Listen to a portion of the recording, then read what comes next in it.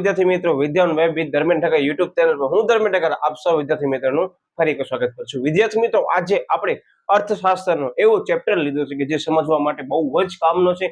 In future તમે કોઈ પણ ફિલ્ડની અંદર જશો તો વિદ્યાર્થીઓ આ વસ્તુ તમને યાદ આવશે, મારી ગેરંટી છે। શું કામ?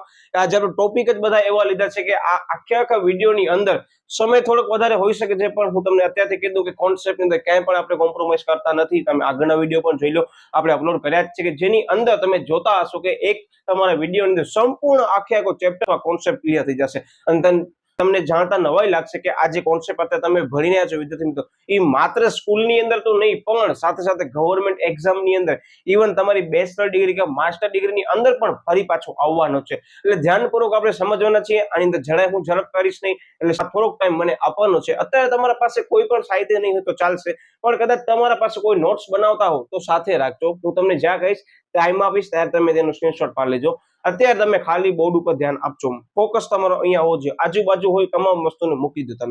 તમે સમજશો તો તમને પ્રશ્ન પરીક્ષાની અંદર યાદ આવી જશે, મારી ચોક્કસ ગેરંટી છે, પછી ગમે તેવી પરીક્ષા હોય। Okay, yes. હવે ધ્યાન આપજો કે આ પ્રશ્ન છે ભારતીય મધ્યસ્થ બેંક, જેને રિઝર્વ બેંક ઓફ ઇન્ડિયા તરીકે ઓળખવામાં આવે છે। એવું કહેવામાં આવે છે વિદ્યાર્થી મિત્રો કે જ્યારે ભારત દેશની અંદર બેન્કિંગ એરા શરૂ થયું ને ત્યારે વિદ્યાર્થી મિત્રો ઘણી બધી બેંકો હતી, પણ એનું યોગ્ય રીતે સંચાલન કરવું છે ને ખૂબ જ મુશ્કેલ હતું। કેવી રીતે સંચાલન? કારણ કે દરેક બેંક છે એના ગવર્મેન્ટની એવી બોડી તો હોવી જોઈએ કે જેથી કરીને બેંક પર યોગ્ય રીતે એ શું કરી શકે, તો કે એના ઉપર નિયમનકાર એટલે કે રેગ્યુલેટર તરીકે રહી શકે। જેમ આપણે કેમ કહીએ છીએ કે સ્ટોક માર્કેટ છે એના ઉપર રેગ્યુલેટર છે, એ સેબી છે, તો બેંકની જે પણ કાર્યવાહી થઈ રહી છે રોજબરોજ એના ઉપર રેગ્યુલેટર તરીકે કોણ ભાગ ભજવે છે? તો યાદ રાખજો, આપણા ભારત દેશની મધ્યસ્થ બેંક ભાગ ભજવે છે। હવે ભારત દેશની મધ્યસ્થ બેંક કઈ છે તો યાદ રાખજો રિઝર્વ બેંક ઓફ ઇન્ડિયા। હવે આપણે પ્રશ્ન સમજીએ છીએ, એની અંદર જે પણ પોઈન્ટ આવે છે ને આપણે પ્રેક્ટિકલી સમજશું કે વર્તમાન સમયમાં પણ આ બેંકિંગની અંદર ક્યાં ઉપયોગ થાય છે। મતલબ તમારો અત્યારે કરંટનો પણ જે ટોપિક હશે એ પણ કવર થઈ જશે। અને તમને કીધું કે મોસ્ટ આઈએમપી પ્રશ્ન છે, એટલે શરૂઆતની અંદર જ મેં પહેલો સૌથી એવો પ્રશ્ન લીધો છે કે જે પરીક્ષાની અંદર તમને ઘણો કામ આવી શકે છે, પછી ગમે તેવી પરીક્ષા હોય, યુનિટ ટેસ્ટ હોય કે ગવર્મેન્ટ એક્ઝામ હોય કે તમે સ્કૂલની એક્ઝામ હોય કે બોર્ડની એક્ઝામ હોય, કારણ કે કોન્સેપ્ટ તમે જોશો ને તો એવું છે કે તમે સર્ચ કરશો ને તો ઘણી બધી ડિગ્રીઓમાં આવવાનો છે। એટલે હવે પ્રશ્ન કાંઈક એવું છે કે ભારતીય મધ્યસ્થ બેંક કઈ છે? તો યાદ રાખજો સૌથી પહેલો પ્રશ્ન આપણા ભારત દેશની મધ્યસ્થ બેંક છે રિઝર્વ બેંક ઓફ ઇન્ડિયા। હવે યાદ રાખજો આની અંદર બે મોસ્ટ આઈએમપી 1 માર્કના પ્રશ્નો આવે છે, ધ્યાનપૂર્વક આપણને કરવાના। શું કહે છે કે આરબીઆઈ એક્ટ મુજબ સ્થાપના ક્યારે થઈ હતી? યાદ રાખજો આરબીઆઈ એક્ટ છે ખરેખર એ 1934 માં બનાવેલો છે વિદ્યાર્થી મિત્રો, પણ એ આરબીઆઈ એક્ટ 1934 ને ધ્યાનમાં લઈને રિઝર્વ બેંક ઓફ ઇન્ડિયાની સ્થાપના 1935 માં થઈ છે। વન સેકન્ડ રિપીટ કરી દઉં કે આરબીઆઈ ધારો આવે પ્રશ્ન તો શું આવે 1934, પણ એ આરબીઆઈ ધારા મુજબ બેંકની સ્થાપના કયા વર્ષમાં કરવામાં આવી? તો યાદ રાખજો 1935 માં કરવામાં આવી છે। પહેલા જ બે એવા પ્રશ્ન બની ગયા કે જ્યાં વિદ્યાર્થી કન્ફ્યુઝન ક્રિએટ થાય, એક તો આરબીઆઈ ધારો અને બીજો આરબીઆઈ જે ધારો છે એને ધ્યાનમાં લઈને સ્થાપના ક્યારે કરવામાં આવી। ઇટ મીન્સ કે આરબીઆઈ એક્ટ અને આરબીઆઈ ની જે પણ સ્થાપના છે એ ક્યારે કરવામાં આવી? બે પ્રશ્ન અત્યારે તમારે અહીંયા કરાવું છું, ધ્યાન આપજો। શું કહે છે તો કે આરબીઆઈ એક્ટ 1934 મુજબ એની સ્થાપના આરબીઆઈ ની ક્યારે કરવામાં આવી? તો યાદ રાખજો 1/4/1935 ના રોજ કરવામાં આવી હતી। એની સ્થાપના દરમિયાન એની જે મૂડી હતી કેટલી હતી? યાદ રાખજો કે 5 કરોડ ખાનગી મૂડી રોકાણ દ્વારા આની અંદર રોકાણ કરી અને શરૂઆત કરવામાં આવી હતી। હવે તમને અહીંયા ત્રણ પ્રશ્ન મળી ગયા, એક તો આરબીઆઈ ની વર્ષ છે ઈ, બીજો આરબીઆઈ ની તારીખ છે અને કેટલા રૂપિયાના મૂડી રોકાણ દ્વારા શરૂ કરવામાં આવી હતી। હવે જનરલી ઘણા વિદ્યાર્થીઓ તારીખની અંદર કન્ફ્યુઝનમાં પડી જાય, કારણ કે જ્યારે તમે પરીક્ષા દેતા હો ને એમસીક્યુ પૂછાય ત્યારે ઓપ્શન તો ઘણા બધા આવી શકે। એવું પણ બની શકે કે એમ લખેલું હોય 1/1/1935, 1/4/1935, બાકીના બે હોય તો ઘણા બધા ઓપ્શન હોઈ શકે। એટલે વિદ્યાર્થી શું થાય ખબર છે? કન્ફ્યુઝ થાય। એટલે શરૂઆતની અંદર જ કહી દઉં કે આપણે યાદ કેમ રાખવાની છે, તો આપણે એમ સમજી લો કે ફાઇનાન્શિયલ નાણાકીય વર્ષ ક્યારથી શરૂ થાય? તો 1 એપ્રિલ થી શરૂ થાય। તો આવી રીતે આપણે યાદ રાખવાનું છે કે આરબીઆઈ ની સ્થાપના નાણાકીય વર્ષ 1/4/1935 થી કરવામાં આવી હતી। કોને ધ્યાનમાં લઈ? તો કે આરબીઆઈ એક્ટ 1934 ને ધ્યાનમાં લઈ। ઓકે, હવે જે એનું રાષ્ટ્રીયકરણ ક્યારે કરવામાં આવ્યું હતું? પણ રાષ્ટ્રીયકરણ એટલે શું? અત્યારે કોન્સેપ્ટ ક્લિયર કરાવી દઉં, ઘણાને ખ્યાલ ન હોય તો કે રાષ્ટ્રીયકરણ એટલે કે કેવું ખબર છે? અહીંયા જો તમને વર્ડ દેખાય છે ખાનગી મૂડી રોકાણ, મતલબ કે જ્યારે પણ આરબીઆઈ ની સ્થાપના કરવામાં આવી 1935 ની અંદર, ત્યારે એની અંદર ખાનગી મૂડી રોકાણ હતું, ત્યારે ગવર્મેન્ટનું કોઈ પણ આની અંદર ભાગ ભજવતો નહોતો રોકાણની દ્રષ્ટિએ। તો થયો શું કે 1935 પછી 1949 ની અંદર યર યાદ રાખજો શું કરવામાં આવ્યું ખબર છે? ખાનગી કંપનીનું એમ સમજી લો શેનામાં રૂપાંતર કરવામાં આવ્યું? ગવર્મેન્ટ બોડીની અંદર રૂપાંતર કરવામાં આવ્યું, જેને કહેવામાં આવે છે રાષ્ટ્રીયકરણ। ઇટ મીન્સ કે જે પ્રાઇવેટ સેક્ટર હતું એનું કન્વર્ટ શેમાં કરવામાં આવ્યું, ગવર્મેન્ટ સેક્ટર કે પબ્લિક સેક્ટરની અંદર કરવામાં આવ્યું. ધ્યાન રાખજો. આ એક પ્રશ્ન કદાચ ન પૂછાય, પણ હું તમને એટલે કહું છું કે ઘણા વિદ્યાર્થીની પણ ખબર નહીં હોય કે રાષ્ટ્રીયકરણ એટલે કે નેશનલાઇઝેશન એટલે શું. તો હવે તમને ખબર પડી ગઈ છે, આશા છે. ઓકે, તો એનો તારીખ પણ યાદ રાખજો, 1/1/1949 ના રોજ આરબીઆઈ નું રાષ્ટ્રીયકરણ કરવામાં આવ્યું છે. વિદ્યાર્થી મિત્રો, તમે ગમે તેવી પરીક્ષા હોય તમે ખાલી પેપર ઉપાડજો. આ મેં તમને જે 2 પ્રશ્ન કીધા છે ને, ખાસ ધ્યાન રાખજો, કોક ને કોક પરીક્ષામાં દેખાશે. શું કામ ખબર છે? કારણ કે જે એમ કે છે કે સ્થાપના વર્ષ છે એ અલગ છે, કાયદો છે એ અલગ છે, અને એના પછી એનું રાષ્ટ્રીયકરણ કરવામાં આવ્યું 3 વર્ષના એમ સમજી લો આંકડાકીય માહિતી અલગ છે. અને અહીંયા જ વિદ્યાર્થીઓની બુદ્ધિ ચકાસવામાં આવે છે કે કઈ રીતે તૈયાર કરીને આવ્યું છે. એટલે વન સેકન્ડ રિપીટ કરો. આરબીઆઈ એક 1934, બરાબર. એની સ્થાપના 1935, કઈ તો કે 1 એપ્રિલ, આમ યાદ રાખજો. અને એનું રાષ્ટ્રીયકરણ ક્યારે કરવામાં આવ્યું હતું? 1 જાન્યુઆરી 1949 ની અંદર કરવામાં આવ્યું હતું. યાદ ન રહે તો મારા વિદ્યાર્થીઓને ઘણી વાર કહું કે જ્યારે 1900 નો વર્ષ આપેલું હતું કાંઈ ના કરવાનું, છેલ્લા 2 ડિજિટ યાદ રાખવાના, આગળના 2 ડિજિટ તમને યાદ આવી જાય કારણ કે 1900 નો વર્ષ છે. ક્લિયર? આવી રીતે તમને કહું છું. ધ્યાનપૂર્વક પરીક્ષાની અંદર ઓપ્શન વાળો પ્રશ્ન પૂછાય કે 1 માર્કનો પ્રશ્ન પૂછાય તો ધ્યાન રાખજો. અને બોર્ડના વર્ષની અંદર તમે પેપર ઉપાડીને ચેક કરી લો કે છેલ્લા 12 પેપર હશે ને વિદ્યાર્થી મિત્રો, માર્ચ અને જુલાઈના બંનેમાં, એનામાંથી કેટલા પેપરની અંદર ખાલી આ પ્રશ્ન જોવા મળે છે તમે મને કહેજો, બરાબર. એટલે ખાસ તમને ખબર પડે કે આપણને અત્યારે આ વિડીયોની અંદર લેન્થ ભલે વધારે હશે પણ તમારા બધા જ પ્રશ્નો અહીંયા કવર કરી દઈશ. તમને 1 માર્કનો પ્રશ્ન કરવા માટે પણ અન્ય પ્રકાશનની જરૂર નહીં પડે. માત્ર તમારા પાસે મગજ અને બુક અને તમારી નોટ્સ હોવી જોઈએ. પછી વિડીયો અંત આવશે ત્યારે તમને સામેથી કહેશ કે તમે સ્ક્રીનશોટ પાડી લો, આની અંદર તમામ પ્રશ્નો કવર કરાવી દઈશ. પછી 1 માર્કનો, 2 માર્કનો કે 5 માર્કનો, એટલે ધ્યાનપૂર્વક વિડીયોને છેલ્લે સુધી જોજો. ઓકે, હવે આના કાર્યો છે. જનરલી વિદ્યાર્થી મિત્રો યાદ રાખજો કે કોઈ પણ લેવલે એક્ઝામમાં પૂછાય ને કદાચ 3 માર્કનો પ્રશ્ન પૂછાવવું હોય તો 3 કાર્ય પૂછાઈ શકે. બાકી મેં તમને પહેલા જ કીધું કે જીપીએસસી ની અંદર તો તમારો જે સિલેબસ છે એને ધ્યાનમાં લઈ, લેન્થને ધ્યાનમાં લઈ, પ્રશ્નને ધ્યાનમાં લઈ, માર્કને ધ્યાનમાં લઈ આનો જવાબ આપવો પડશે. મતલબ કે આ વિડીયો જે સ્કૂલ વાળા જોયો છે એમને નથી જ કીધું કે તમે જીપીએસસી ની કદાચ તૈયારી કરવાના હોય ઇન ફ્યુચર તો હમણાંથી તમને કહી દઉં કે આ ટોપિક આવવાનો છે, બરાબર. બેન્કિંગ ની અંદર આવશે, તમારે જે પણ પેપર લેવાતો હશે પેપર 2 એની અંદર. ઓકે, હવે આની અંદર શું કહેવા માંગે છે કે નાણાકીય કાર્યો, તો યાદ રાખજો આરબીઆઈ ના 2 મુખ્ય કાર્યો છે. સાહેબ 2 મુખ્ય કાર્ય મતલબ એક તો નાણાકીય કાર્ય અને બીજો બિન નાણાકીય કાર્ય. યાદ રાખજો બંને કાર્યમાંથી એક કાર્ય પૂછવાની સંભાવના મારી દ્રષ્ટિએ 110% વધારે છે. શું કામ ખબર છે? કાં તો બેઠે બેઠા એ કાર્યો તમામ પૂછી નાખશે અથવા એ કાર્યમાંથી કોઈ પણ એક કાર્ય પૂછશે. એટલે ખાસ ધ્યાનપૂર્વક આપણે સમજવાના છે અને આને ધ્યાનમાં લઈને આજની તારીખમાં આરબીઆઈ પોતાનું જે છે કામ પણ કરે છે, બરાબર. એટલે ધ્યાન રાખજો. ઓકે, સૌથી પહેલો કાર્ય આવે છે ચલણ બહાર પાડવું. યાદ રાખજો, ચલણ એટલે કરન્સી બહાર પાડવું. પહેલા તમને મુદ્દા આપી દઉં પછી તમને સમજાવું છું. બીજું કાર્ય છે સરકારની બેંક. ત્રીજા નંબરનો પોઈન્ટ શું કહે છે? બેંકોની બેંક અને અંતિમ સહાયક તરીકે. મોસ્ટ આઈએમપી મુદ્દો યાદ રાખજો વિદ્યાર્થી મિત્રો, 2 માર્કની અંદર પ્રીવિયસ ના ક્વેશ્ચન પેપરમાં પૂછાયેલો છે. આ સમજાવું માત્ર ને માત્ર આટલો મુદ્દો. ઓકે, પછી છે ચોથા નંબરનો પોઈન્ટ આવે છે શાખ નિયમનની કામગીરી. હવે પછી આવે છે વિદેશી હુંડિયામણની જાળવણીનું કાર્ય. આ વિદ્યાર્થી મિત્રો મોસ્ટ ટાઈમ વિશે સમજવાની દ્રષ્ટિએ રિસેન્ટલી આરબીઆઈ આ વર્ક કરે છે આપણા દેશની જે કરન્સી છે એને જાળવવા માટે કરીને, એનું મૂલ્યને જાળવવા માટે કરીને આ તમામ કામગીરી કરે છે. એટલે તમે સમજી શકતા છો કે આજે આપણે જે પણ પ્રશ્ન કરીએ છીએ ને આપણી ઇન્ડિયન ફાઇનાન્શિયલ સિસ્ટમની અંદર ગોલ્ડન કી પોઈન્ટ્સ કહેવાય કે જેની અંદર નાણાંનું શું થાય છે? અહીંયા મેનેજમેન્ટ થાય છે. મતલબ કે તમે અત્યારે જે ચેપ્ટર કરીએ છીએ બેન્કિંગ અને નાણાકીય નીતિ, એની અંદર સૌથી પહેલા પ્રશ્ન આપણે બેન્કિંગ નો લીધો છે અને પછી આપણે લેવાના છે નાણાકીય નીતિ. હવે સૌથી પહેલા આપણે પોઈન્ટ સમજીએ છીએ ચલણ બહાર પાડવાનું કાર્ય. હવે આ ચલણ બહાર પાડવાનું કાર્ય વિદ્યાર્થી મિત્રો યાદ રાખજો, આની અંદરથી પણ પ્રશ્ન બને છે. એટલે તમે જોઈ શકતા હશો કે મેઇન કીવર્ડ્સ જ મેં લીધા છે. અત્યારે કોઈ લખતા નહીં, તમે કદાચ લખતા હો તો તમને એમ છે કે આ કન્ટેન્ટ સાહેબ અમને અત્યારે લખવો નથી, સાહેબ અમને આની પીડીએફ જોઈએ છે. તો ડિસ્ક્રિપ્શન બોક્સની અંદર જઈ તમારા પાસે વોટ્સએપ ચેનલનો ઓપ્શન છે અને બીજો ટેલિગ્રામ ચેનલનો ઓપ્શન છે. ત્યાં હું ઇકોનોમિક્સની જેટલી પણ આઈએમપી પીડીએફ છે જે આપણે બોર્ડ ઉપર વર્ક કર્યું છે એની પીડીએફ હું ત્યાં શેર કરી દઈશ. ટોટલી ફ્રી ઓફ છે. તમને એમ લાગે છે કે સાહેબ અમને લખવું નથી તો હું મૂકી દઈશ, તમે લાસ્ટ ટાઈમ પર તમે એ પીડીએફ પણ પ્રિફર કરી શકો છો. પણ એટલું યાદ રાખજો કે નોટ્સ તૈયાર કરી હશે તો ફરક પડશે અને પીડીએફ નો તમે ઝેરોક્સ કરશો તો એમાં ફરક પડશે. તમને એમ છે કે અમને સાહેબ પીડીએફ જોઈએ છે તમે કહેજો, હું તમને એ પણ મૂકી દઈશ. અને કદાચ તમને એમ લાગે છે કે સાહેબ અમને પીડીએફ મળતી નથી, તમે નીચે આપેલી મેલ આઈડી ના માધ્યમ દ્વારા અથવા ઇન્સ્ટાગ્રામ આઈડી ઉપર તમે મેસેજ ડ્રોપ કરી શકો, સાહેબ અમને ઇકોનોમિક્સની પીડીએફ જોઈએ છે, હું તમને લિંક હલાવી દઈશ, બરાબર. Okay, yes. હવે આની અંદર શું કહેવા માંગે? સૌથી પહેલા ચલણ બહાર પાડવાનું કાર્ય, મતલબ કે જે આરબીઆઈ છે ચલણ બહાર પાડે છે. પહેલા તમારા મગજના જે મિથ હશે ને તમને ક્લિયર કરી દઉં. આપણને એવું હશે ઘણી વખત કે આ જે બેંકો છે એમને રૂપિયા જે છે છાપીને બહાર આપી દે છે. તો વિદ્યાર્થી મિત્રો એવું નથી, યાદ રાખજો. અત્યારે કોન્સેપ્ટની અંદર આવી છે તમને કહું છું, એનું લખાણ પણ ચોપડીમાં અત્યારે નથી આ મુદ્દાની અંદર. પણ કોઈ પણ જેમ સમજી લો બેંકને નાણું જોઈએ છે, પૈસા જોઈએ છે લોન દેવા માટે કરીને, તો એ કોઈ પણ વેપારી બેંક છે ને એમને લોન નહીં આપી શકે. એના પાસે અમુક રિઝર્વ હોવી જરૂરી છે. સાહેબ રિઝર્વ એટલે શું? તો એક જાતની અનામત. જેને SLR કહેવામાં આવે. SLR છે પાસે આપણે ભણવાના જ છીએ, પણ અમુક બેંક છે પોતા પાસે રહેલી જે પણ ગવર્મેન્ટ જામીનગીરી હશે, એના પાસે રહેલું જે પણ બોન્ડ હશે કોઈ પણ સરકારી, અથવા એના પાસે રહેલી તમામ એમ સમજી લો ગોલ્ડ કે જ્વેલરી કે જે પણ હશે દાગીના, એ કોના પાસે રાખશે ખબર? એ RBI પાસે રાખશે. એટલે RBI એ રિઝર્વ ને ધ્યાનમાં લઈ અમુક ટકા જે છે બેંક એમ કહેશે કે તમે આ થાપણ રાખો, મતલબ કરન્સી તમે રાખો અને તમે શું કરો? ગ્રાહકોને લોન આપો. મતલબ આને કહેવામાં આવે છે SLR. આગળ આપણે સમજવાના જ છે વિસ્તૃતની અંદર, એ પણ પ્રશ્ન કામનો છે, આગળ કોલેજ હોય કે તમારી ગમે તેવી પરીક્ષાઓની અંદર આવવાનો છે. તો હવે આજે છે બેંકો આવી રીતે ચલણ બહાર પાડે છે. મતલબ કે આપણે ઈચ્છા હોય કે ભાઈ મને આજે લોન દેવી છે ને મેં એમને બેંક તરીકે લોન આપી દઉં, હું વેપારી બેંક મને લોન આપી છે કન્ઝ્યુમરને 5 કરોડની, એમને આપી દઈશ? નહીં આપું. યાદ રાખજો, મારા પાસે પણ અમુક લિમિટ હશે, એ લિમિટને ધ્યાનમાં લઈને જ હું લોન આપી શકીશ. ની લોનની જે લિમિટ છે મને કોણ આપશે? તો સાહેબ તમને RBI આપશે. ઓકે, તો એ નાણાં છાપશે કોણ? પ્રશ્ન થયો છે ને આપણે. તો નાણાં યાદ રાખજો બે લોકો છાપે છે, એક તો RBI છાપે છે અને બીજો ભારત સરકારનું નાણાં મંત્રાલય ખાતું પણ બહાર પાડે છે. યાદ રાખજો બંને પ્રશ્નો વળી પાછા મોસ્ટ ટાઈમ આવે. શું કામ ખબર છે? જોજો આપણે સમજીએ છીએ મુદ્દાની અંદર. ચલણ બહાર પાડવાનું કાર્ય કરે છે, જેની અંદર 2 કે તેથી વધુ રૂપિયાની નોટ જે છે એ છાપવાનું કાર્ય કોણ કરે છે ખબર છે? યાદ રાખજો RBI કરે છે.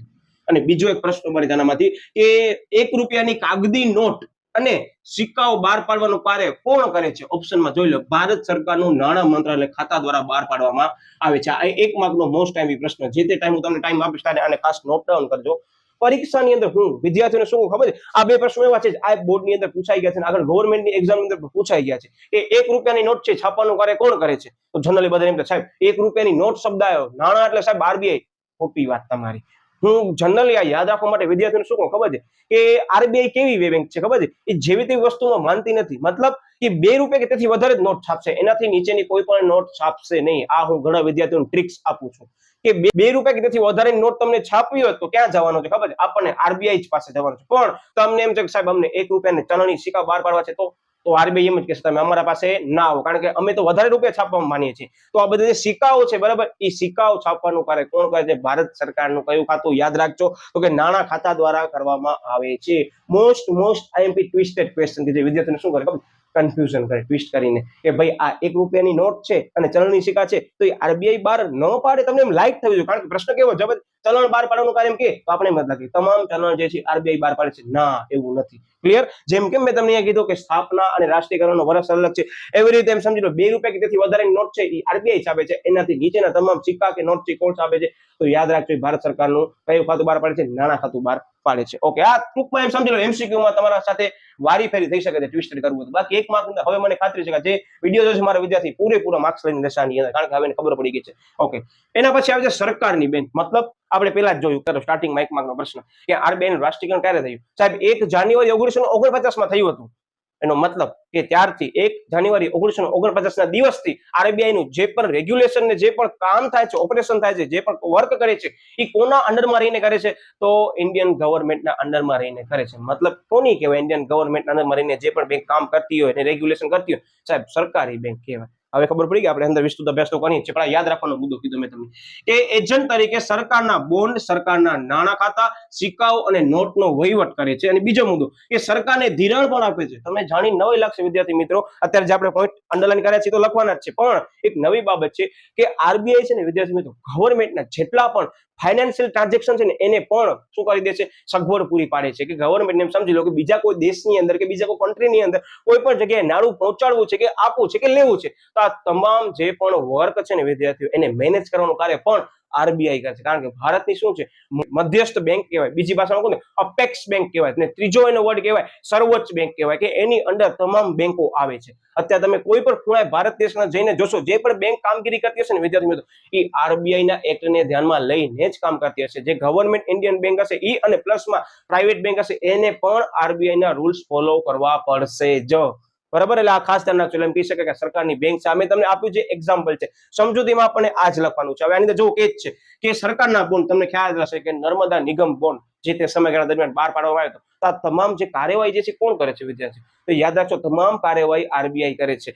તમે જો વાણિજ્ય વ્યવસ્થાનું સંચાલન કોમર્સના વિદ્યાર્થી હો, તમને બધાને ખ્યાલ છે કે ચેપ્ટર નંબર 9 ની અંદર આવવાનો છે નાણાં બજારની અંદર કે ટ્રેઝરી બિલ કોણ બહાર પાડે છે. તો યાદ રાખજો, ટ્રેઝરી બિલ ભારત સરકાર વતી આરબીઆઈ બહાર પાડે છે. મતલબ શું ખબર છે? પૈસાની જરૂર કોને છે? ભારત સરકારને છે, પણ એ બહાર કોણ પાડે છે? આરબીઆઈ બહાર પાડે છે. મતલબ એ સરકારની બેંક છે, તમામ સરકારની શું કહે છે? નાણાં જોઈએ, નાણાં આપવા, તમામ કામગીરી આરબીઆઈ કરે છે. બોન્ડ એટલે યાદ રાખજો કે ગવર્મેન્ટ જે પણ ઇન્સ્ટિટ્યુશનલ બોડી હોય ને એ બોન્ડ બહાર પાડે, અને બીજા કોઈ પણ હોય કંપની, પ્રાઇવેટ કંપની, એ લોકો ડિબેન્ચર બહાર પાડતી હોય. એટલે આવે જનરલ એક વર્ડ આવે એટલે મેં તમને કીધું આ યાદ રાખજો, કોન્સન્ટ્રેશન. પછી સરકારના નાણાં ખાતા, મેં તમને જે અત્યારે વાત કરી એ જ ભારત સરકારનું નાણાં ખાતું જે છે એને પર શું કરે છે? એના જેટલા પણ ખાતા હોય એને હેન્ડલિંગ કરે છે.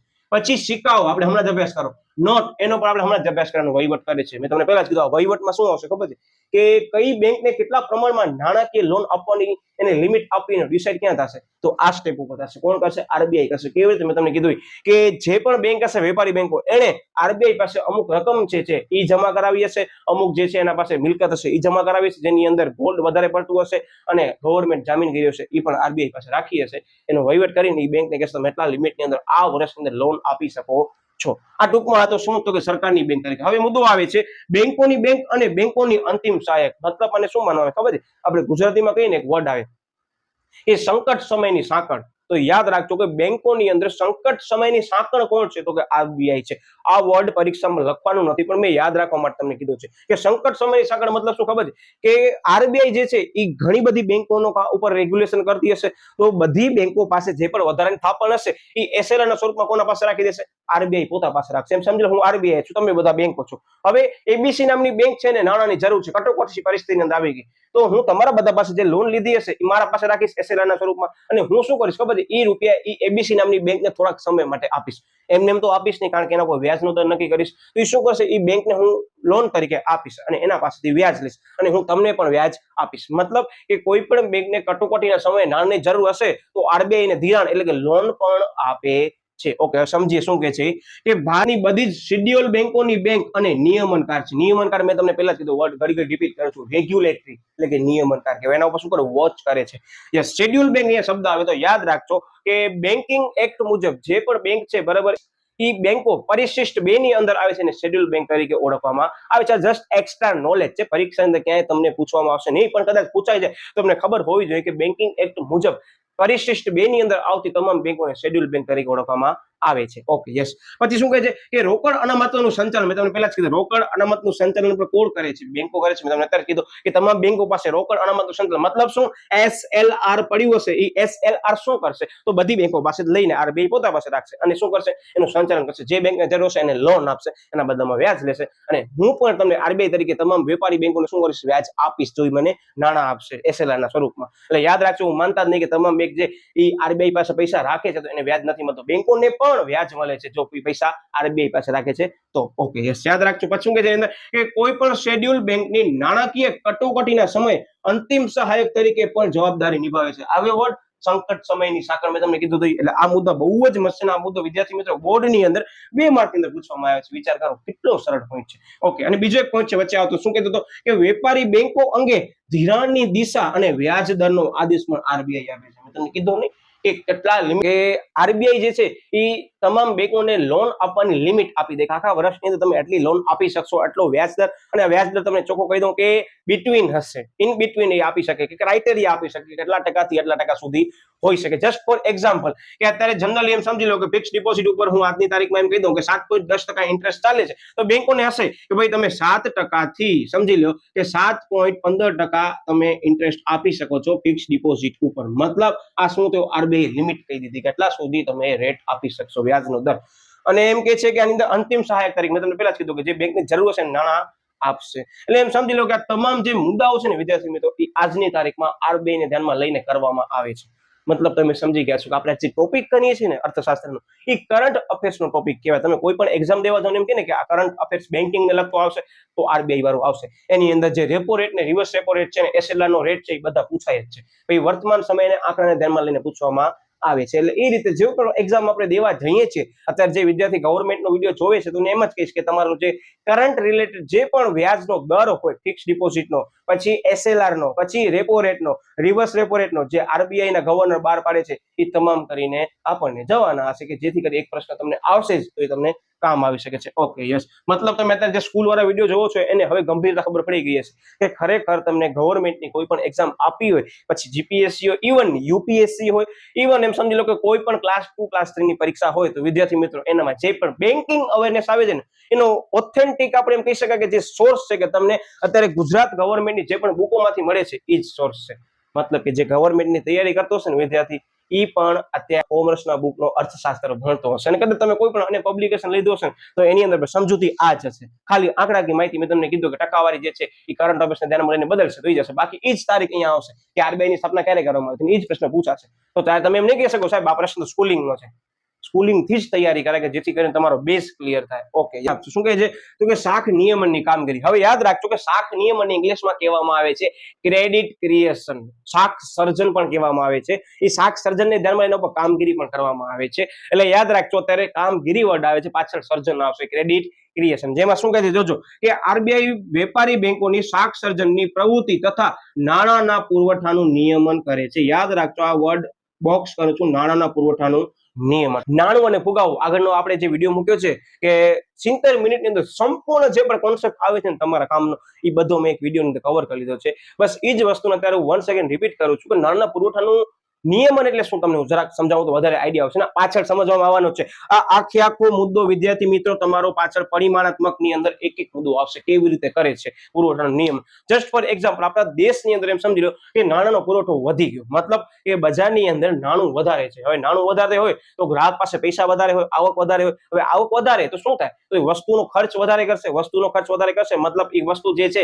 એની માંગ કેવી થશે સાહેબ, માંગ વધશે. માંગ વધવાના કારણે સમગ્ર અર્થતંત્રની અંદર એ વસ્તુ કે સેક્ટરની અંદર ભાવમાં શું થશે વધારો થશે. મતલબ કે આપણા દેશની અંદર ફુગાવો સર્જાય એવી પરિસ્થિતિ. હવે આરબીઆઈ અહીંયા શું કરશે ખબર છે?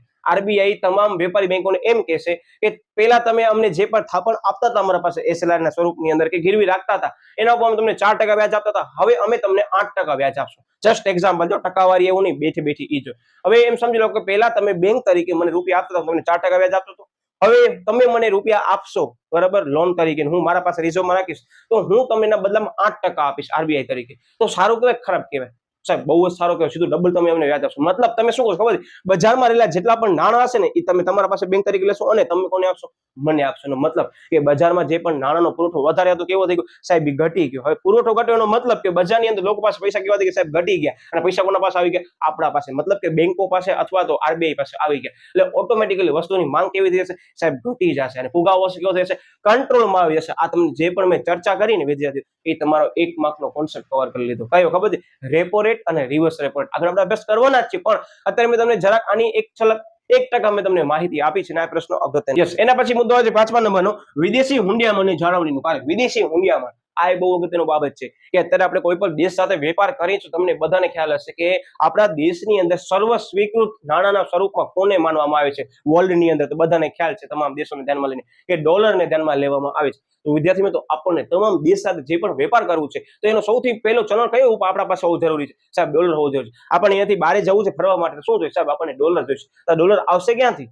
તો યાદ રાખજો આ ડોલર જે છે કે અધર દેશની જે પણ કરન્સી છે એનું મૂલ્ય જાળવવું, એનું જે પણ આપણને કરન્સી જોઈએ છે એ કોણ કરશે એના ઉપર નિયમન? તો એના ઉપર પણ આરબીઆઈ નિયમન કરશે. આવી રીતે આપણા દેશની અંદર જે છે એ વિદેશી કરન્સી હોય એનું દર નક્કી કરવામાં આવે છે જેની અંદર માંગ અને પુરવઠાને બંનેને ધ્યાનમાં લેવામાં આવે છે. શું કે ચોપડીમાં આપણે સમજીએ જવું કે જ છે કે બજારમાં વિદેશી હુંડિયામણની માંગ અને પુરવઠાના આધારે દર નક્કી થતો હોય છે. ત્યારે હુંડિયામણની ખરીદીને વેચાણ કરીને શું કરવામાં આવે છે તો કે ભારતના રૂપિયાનું મૂલ્ય જાળવે છે. કોણ? તો કે આરબીઆઈ. આખો ચેપ્ટર નંબર 9 તમારો પાછળ અર્થશાસ્ત્રમાં આપેલું છે. આંતરરાષ્ટ્રીય વેપાર એની અંદર જ મુદ્દો છે કે હુંડિયામણ દર કઈ રીતે નક્કી થાય છે તો તમામ બાબત આની અંદર સમજાવવામાં આવી છે. અત્યારે તમને માત્ર 1% કોન્સેપ્ટ આપવામાં છે છતાં પણ તમને કીધું કે આની અંદર યાદ રાખજો કે હુંડિયામણ દર એટલે કાંઈ જ નિયમ સમજી લો. અહીંયા સાઈડમાં લખું છું કે $1 બરાબર એમ સમજી લો 80 રૂપિયા છે આજે, તો કાલે $1 બરાબર એમ સમજી લો 82 રૂપિયા થઈ ગયું. મતલબ કે આપણે $1 માટે કરી આપણા દેશની જે કરન્સી છે રૂપિયાની એટલા રૂપિયા ચૂકવવા વધારે પડશે. કેટલા?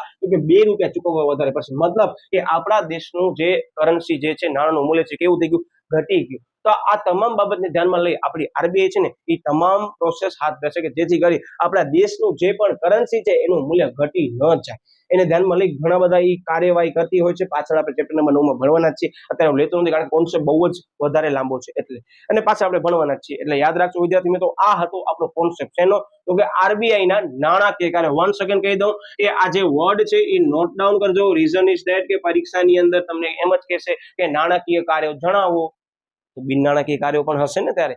હા સાહેબ, તો મેં વાંચીને જ ગયા છો એટલે આ કન્ફ્યુઝન થવી જોઈએ નહીં. બીજી વસ્તુ કે આપણે એમ કહી શકીએ કે બોર્ડની પરીક્ષાની અંદર એક વખત એવું પણ પૂછવામાં આવે છે ધોરણ 12 ની અંદર કે આરબીઆઈ ના કોઈ પણ 3 નાણાકીય કાર્યો જે છે એના અંગે સમજૂતી આપો, 3 માર્ક. મતલબ તમે સમજી ગયા શું કહેવા માંગુ છું? પ્રશ્ન સરળ છે, સાંભળજો, જવાબ પણ સરળ છે, પણ પરીક્ષાની અંદર સ્ટ્રાઇક થવી જરૂરી છે કે જે મેં કાર્યો કર્યા છે નાણાકીય છે કે બિન નાણાકીય. એટલે 1 સેકન્ડ હું તમને મુદ્દા રિપીટ કરી દઉં ઝડપથી, શું કહે છે યાદ રાખવા માટે. તો પૈસા જે શબ્દ આવે નાણાકીય, મોનેટરી આપણે કહેવામાં આવે, ફંક્શન ઈ.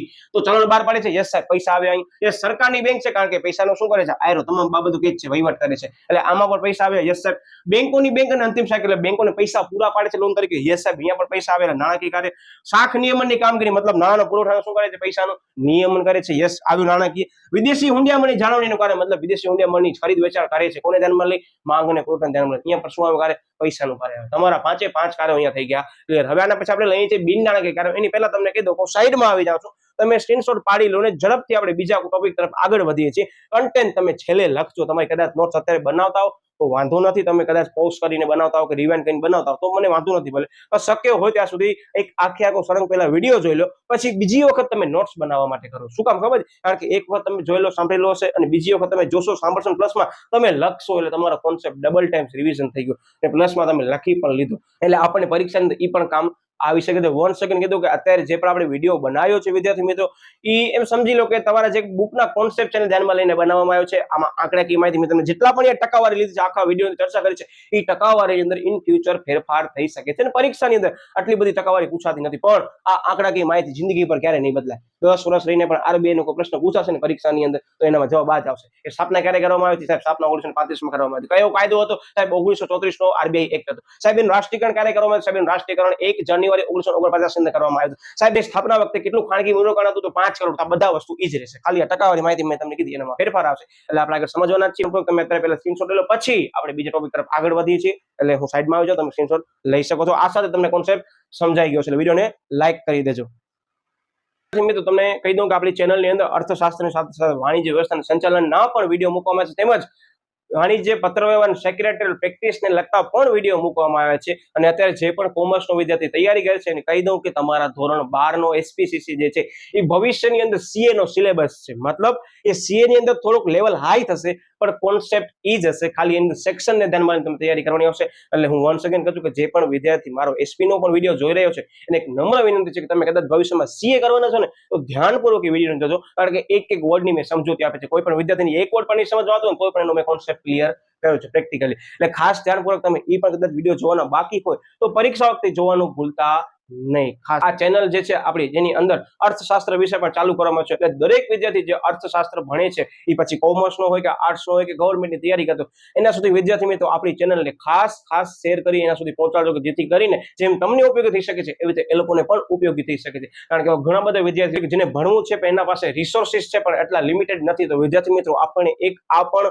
વિદ્યાનું દાન કરીને પણ યોગદાન કરી શકીએ છીએ કે જેથી કરી એ વિદ્યાર્થીનું શિક્ષણ સુધરી શકે. એટલે ઘણા બધા વિદ્યાર્થી તમારી આસપાસ રહેલા હોય કે જે ગામડાની અંદર અંતરિયાળ વિસ્તારમાં રહે છે, એના સુધી જરૂરથી આપણે આ ચેનલ પહોંચાડીએ કે જેથી કરીને ગામડામાં રહેતો વિદ્યાર્થી અભ્યાસ કરીને પણ સારા ગુણ મેળવી શકે છે. કારણ કે મેં તમને પહેલા જ કીધું આગળના વિડીયોમાં 1 સેકન્ડ રિપીટ કર્યું કે આપણી ચેનલની અંદર ઘણા બધા વિદ્યાર્થીઓ એવા જોડાયેલા છે કે જેઓ માત્ર પાસ નહીં પણ સારા ગુણે પાસ થયા છે. અને વાણિજ્ય વ્યવસ્થાના સંચાલનની અંદર માર્ચ 2024 ની વિદ્યાર્થીઓ આપણી ચેનલની અંદર રહેલી 2 વિદ્યાર્થીનીઓ છે કે જેણે 100 માંથી 100 ગુણ મેળવ્યા છે. મતલબ આ તમારા માટે રિયલ મોટિવેશન છે કે તમે ધારો ને તો પૂરેપૂરા માર્ક્સ લઈ શકો છો. આ હું વિડીયોની અંદર દરેક વખત ચર્ચા કરું છું, પાછળનું કારણ જ એ છે કે તમને આ રિયલ કેસ દેખાડું છું. એવો નથી કે એ એક વિદ્યાર્થીને છે એને જ આવી શકે, આપણને તમામ વિદ્યાર્થીને આવી શકે છે. બસ તમારો જે કન્ટેન્ટ પર ફોકસ છે, કે જે તમારો ડેડિકેશન છે, જે કન્સિસ્ટન્સી છે, તમારી સતત નિરંતર તમારો વાંચન છે એ થવો જરૂરી છે. ત્રીજી વસ્તુ તમારો રિવિઝન જે છે એ થવો જરૂરી છે. તમે કરશો ને વિદ્યાર્થી મિત્રો તો ચોખ્ખો ગેરંટી સાથે કહું તમને પણ આવો રિઝલ્ટ આવી શકે છે. અને માત્ર 100 માંથી 100 નહીં, 100 માંથી 100 સિવાય પણ એવા ઘણા બધા વિદ્યાર્થીઓ જેને હસતા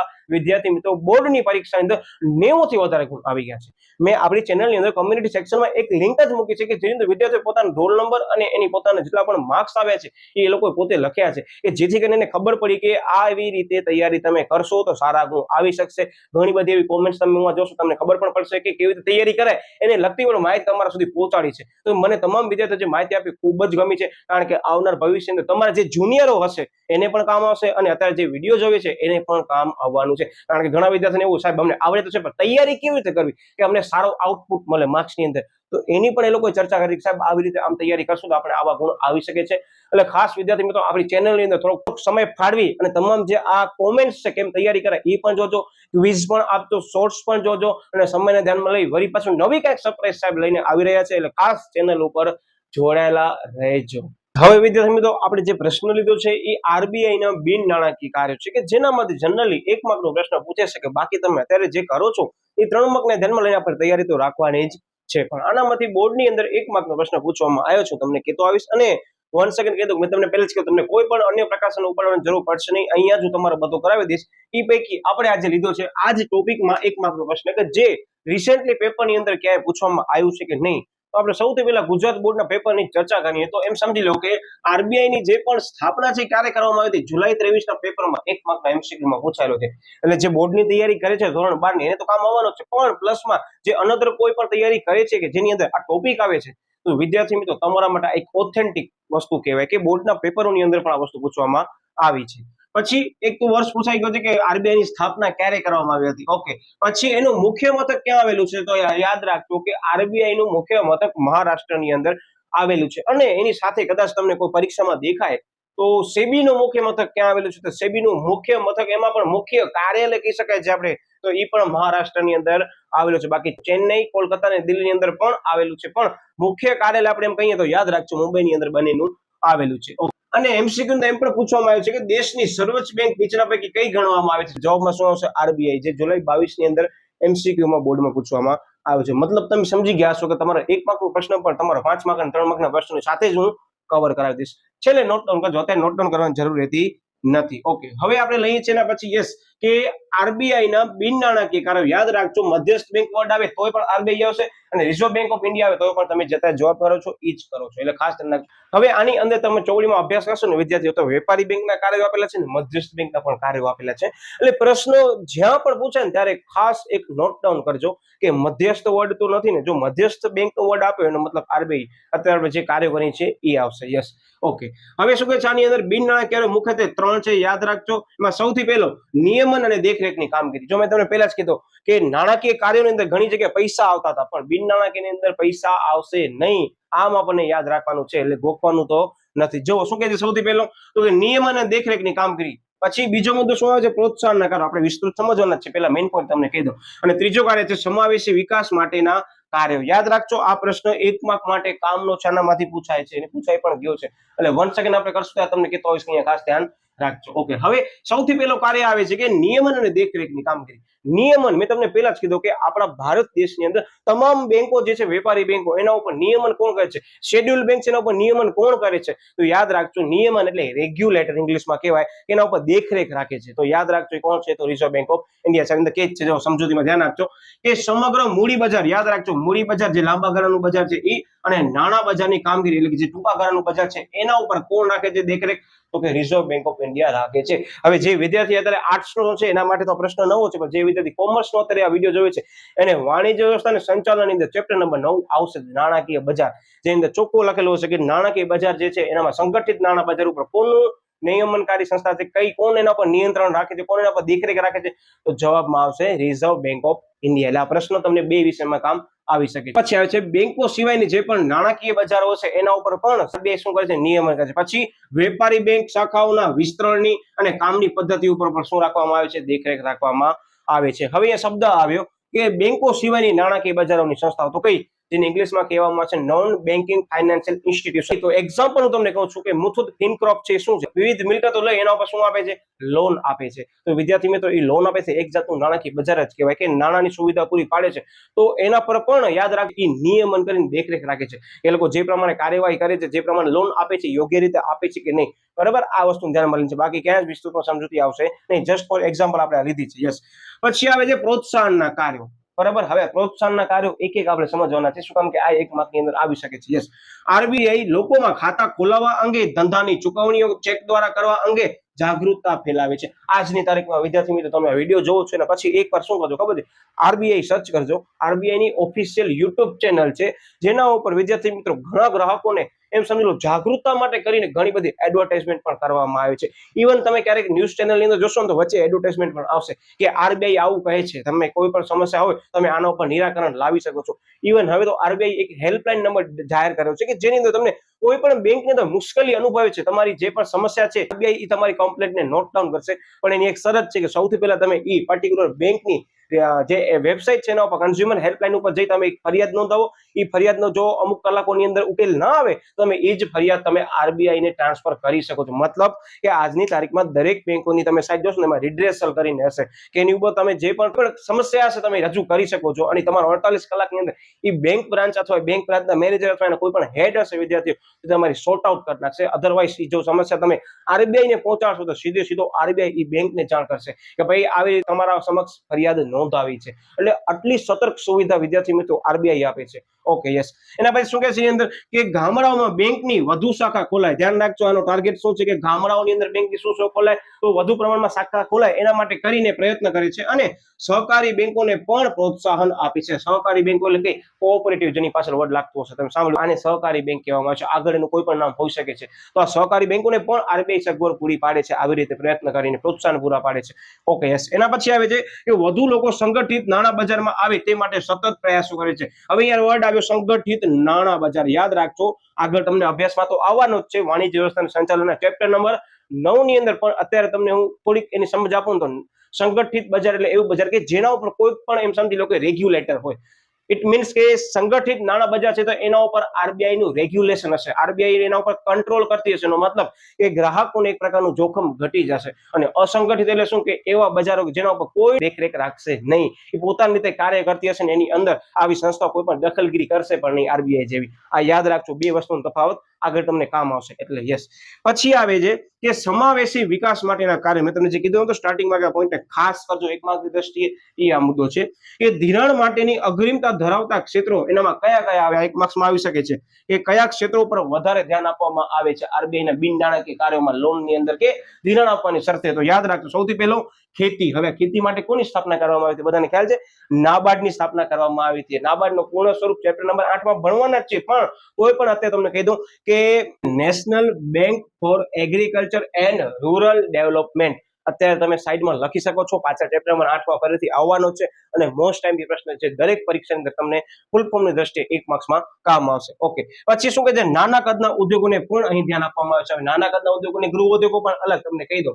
અત્યારે અહીંયા ઘણા લોકોના મગજમાં સાહેબ નાના ઉદ્યોગો અને ગૃહ ઉદ્યોગો એક જ ન થાય. આ તમારો ચેપ્ટર નંબર 10 છે ઉદ્યોગ વાળો, એનામાં આપણે સમજવાના છે. મોસ્ટ ટાઈમ પ્રશ્ન છે ઉદ્યોગોના પ્રકારો, એટલે ખાસ ધ્યાન આપજો. પછી આવે છે નાના પાયાના ઉદ્યોગો, પછી સ્વરોજગાર માટે ખાસ વ્યવસ્થા ઉભી કરવી. તો પ્રધાનમંત્રી કૌશલ્ય વિકાસ કેન્દ્રો કે એવા ઘણા બધા કેન્દ્રો હશે સરકારના અંડરમાં ચાલતા હશે કે જે એવી સુવિધા પૂરી પાડતા હશે ઘણા લોકોને ફ્રી ઓફ અથવા નોમિનલ ચાર્જથી કે જેથી એ લોકો રોજગારી મેળવી શકે. આવા ઘણા બધા કેન્દ્રો હશે, તમે નામ પણ સાંભળ્યું હશે. તો આમાં આવે સ્વરોજગાર, બરાબર. ઓકે, પછી આવે છે ઓકે પ્રધાનમંત્રી જનધન યોજનાનું સંચાલન કોણ કરે છે? તો યાદ રાખજો પ્રધાનમંત્રી જનધન યોજનાનું સંચાલન આરબીઆઈ કરે છે. માર્ચ 2023 નો એમસીક્યુ બોર્ડનો